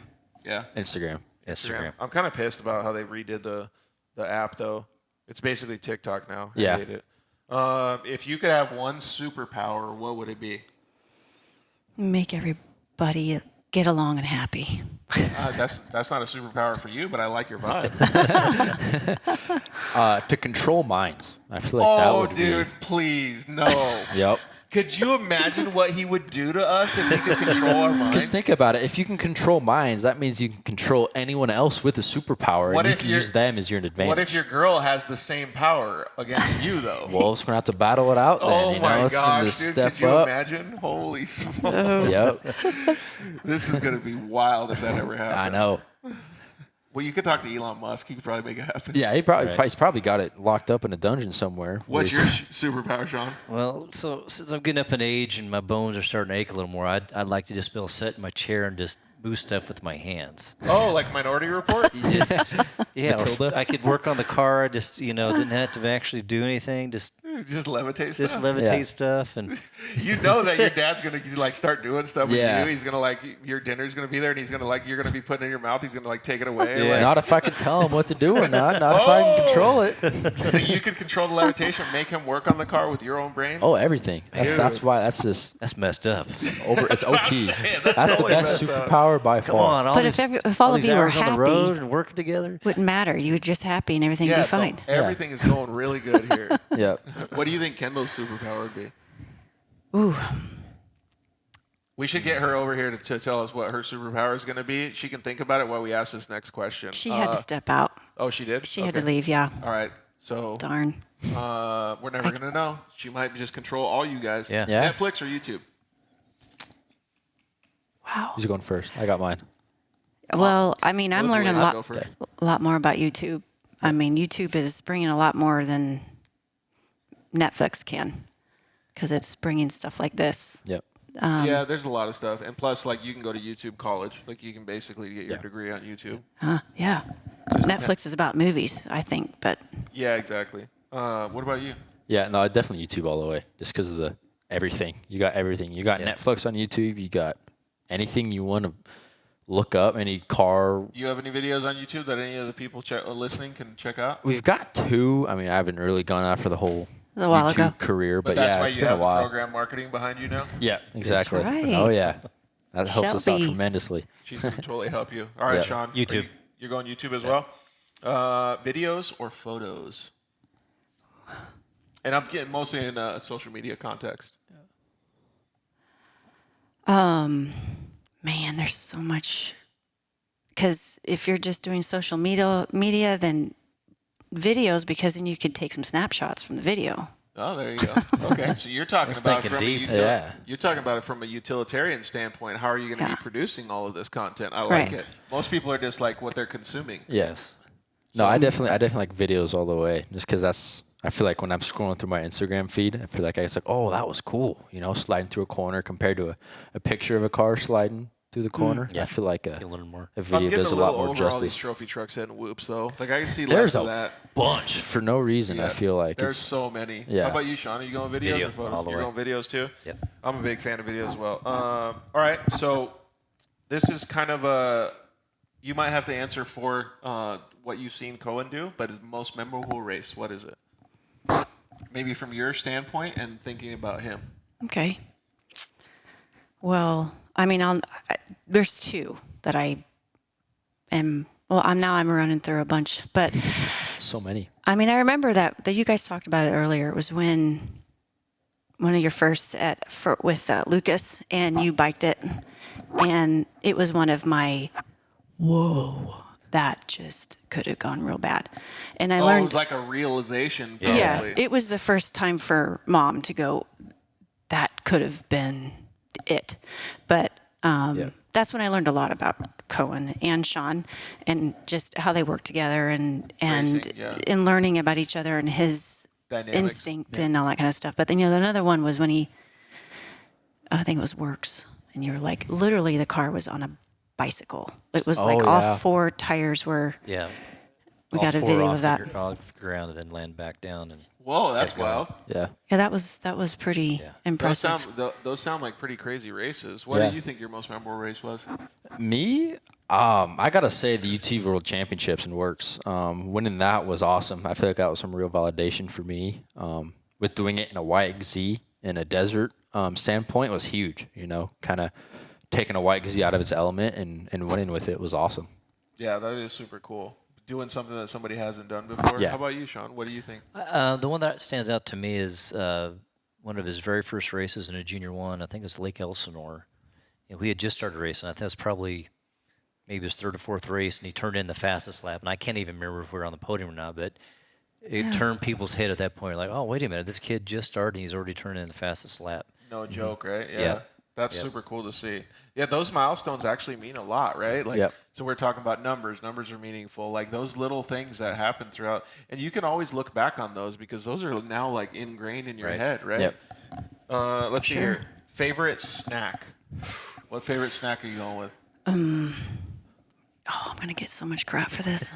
So like kale chips or something. Yeah, just let it rip. Kale chips? Peanut butter and apples. peanut butter and apples. That's pretty good. Yeah. I mean, it's got your sweet, If you were savory. going to say kale chips, I would have probably gave you crap. I for mean, it. I do have my favorite kale chip, and that's why he Yeah, that's threw What's that your out. favorite snack, Koen? my go-to is Cheez-Its always. I feel like that's always happy medium, not too salty. What about if you're in the car though, like you're doing a desert race? What kind of stuff you putting in there? Right. I'm going kind bars, almond caramel. Yeah, that's probably I say protein bars if I'm going that route. That'd be something with a little bit more health involved. If I'm going to do some racing after that, but if I'm just laying around the house, I feel like Cheez-Its is my Big Cheez-It guy. Huge Cheez-It So guy. I feel like maybe next time we should, like, you get the helmet painted, you should just put Cheez-It on the yeah side. that that or M&Ms. I've So always we were feel like I talking have a bag about a of little bit M&Ms. about it before the show, like what kind of non-endemic sponsors you could bring in. I found. one. I think we There you found go. one. dude. Cheez-Its Let's right do it. there, done for. I don't know who makes them, Frito-Lay or somebody maybe, right? Yeah. Sean, what are you eating on the road? Barbecue Lays. Barbecue Lays? Yeah. Solid. There you go. Okay, let's see here. The next question is Supercross or motocross? Supercross. Supercross? Yep. Do you know anything about it, Mom? Do you want to skip Not it? enough to really. All right, we'll skip it. No, thank you. Supercross. You're going Supercross too? Dude, but the motocross this year has been insane. It has. It's been so good. What other form of racing would you like to try? Clearly you want to try a lot, but Drift. That's kind of like drift car. Formula Drift is where I would just love to get my feet wet in that, and that would be an awesome goal just to go try that out. that would be pretty cool. If we're going to switch this question a little bit for you, Mom. If you could get in a race car, what kind of race would you do? Any kind of racing? Yeah, Or any is kind. are we talking about four Oh, wheels? it's a dream world. We can just answer rapid fire as fast as you want. Any kind of race. Yeah, any kind of race. Well, see, that's where I'm just not a competitive person. But I would be like, "Are you sure you can win if you want?" No, Just let them pass you. Yeah.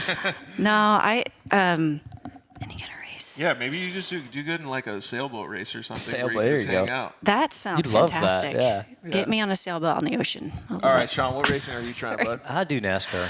NASCAR, really? Yeah. Are you going to be number 48 too? Because I think Oh, you're going to have to no, I call don't know about somebody. that. I could do 84 maybe. You're going to have to call somebody and have them give you that number. Let's see here. Speedboat or dragster? Dragster. Dragster all the way. Yeah, dragster. Dude, you guys hate the river or what? No, I mean, we No, just had it's- some fun on the river with the GC girls. Oh, that's why. Okay. So you No, it guys was are- fun. It was great. It You guys was are just Koen tired didn't of get the to go. river. work? Okay. Final question of the night: chips and guacamole or French fries and ketchup? Chips and guac, for sure. This is a tough question because I'm actually not a big fan of guacamole or ketchup, but I would definitely If say I said French fries and ranch, then you would have been all over it. no. I'd say just straight up French fries with good, cooked real well, with a great amount of salt. Do you get French fries well done at In-N-Out? I love. No, I don't go that far, but Yeah, I that's love the the way to way do it. In-N-Out cooks their stuff nice and fresh. In-N-Out French fries well done. Oh, yeah. That's the way to do it, man. All right, you, Dad. Chips and guac. Chips and guacamole, too? Yeah. So we went to a Mexican restaurant last night called Barrio Queen. Oh yeah. Yeah, They did yeah. the custom guacamole in front of us. You know what they put in it? Pomegranate seeds. Oh, Yeah. perfect. I was like, holy cow, this is a game changer. So that's funny you say that because if we had more time, that's where we're going to take you for lunch. Oh, there we go. Barrio Queen. Perfect. So I would have ate there Tuesday. Yeah, yeah, right. All right. Thank you, Mom. I appreciate you Thank coming you. over You here. know what? You're Yeah. the best. You're the best, Thank George. you. Thank you for hanging out with us and giving us your insight on the rapid fire Q&A. All right. was so, fun. Is there anybody else that you want to thank before we go? Because we're going to thank our sponsors and hit the road. Yeah, I mean, all those sponsors, man, they just really made this program what it is this year, and it wouldn't be possible without them. And then I just can't thank my parents enough. I mean, you really they've dedicated their life towards this, just making my dreams come true, and it's just amazing. I will say that just the few hours that I got to hang out here, first of all, thank you for letting me hang out at the house and having all these people come into your world.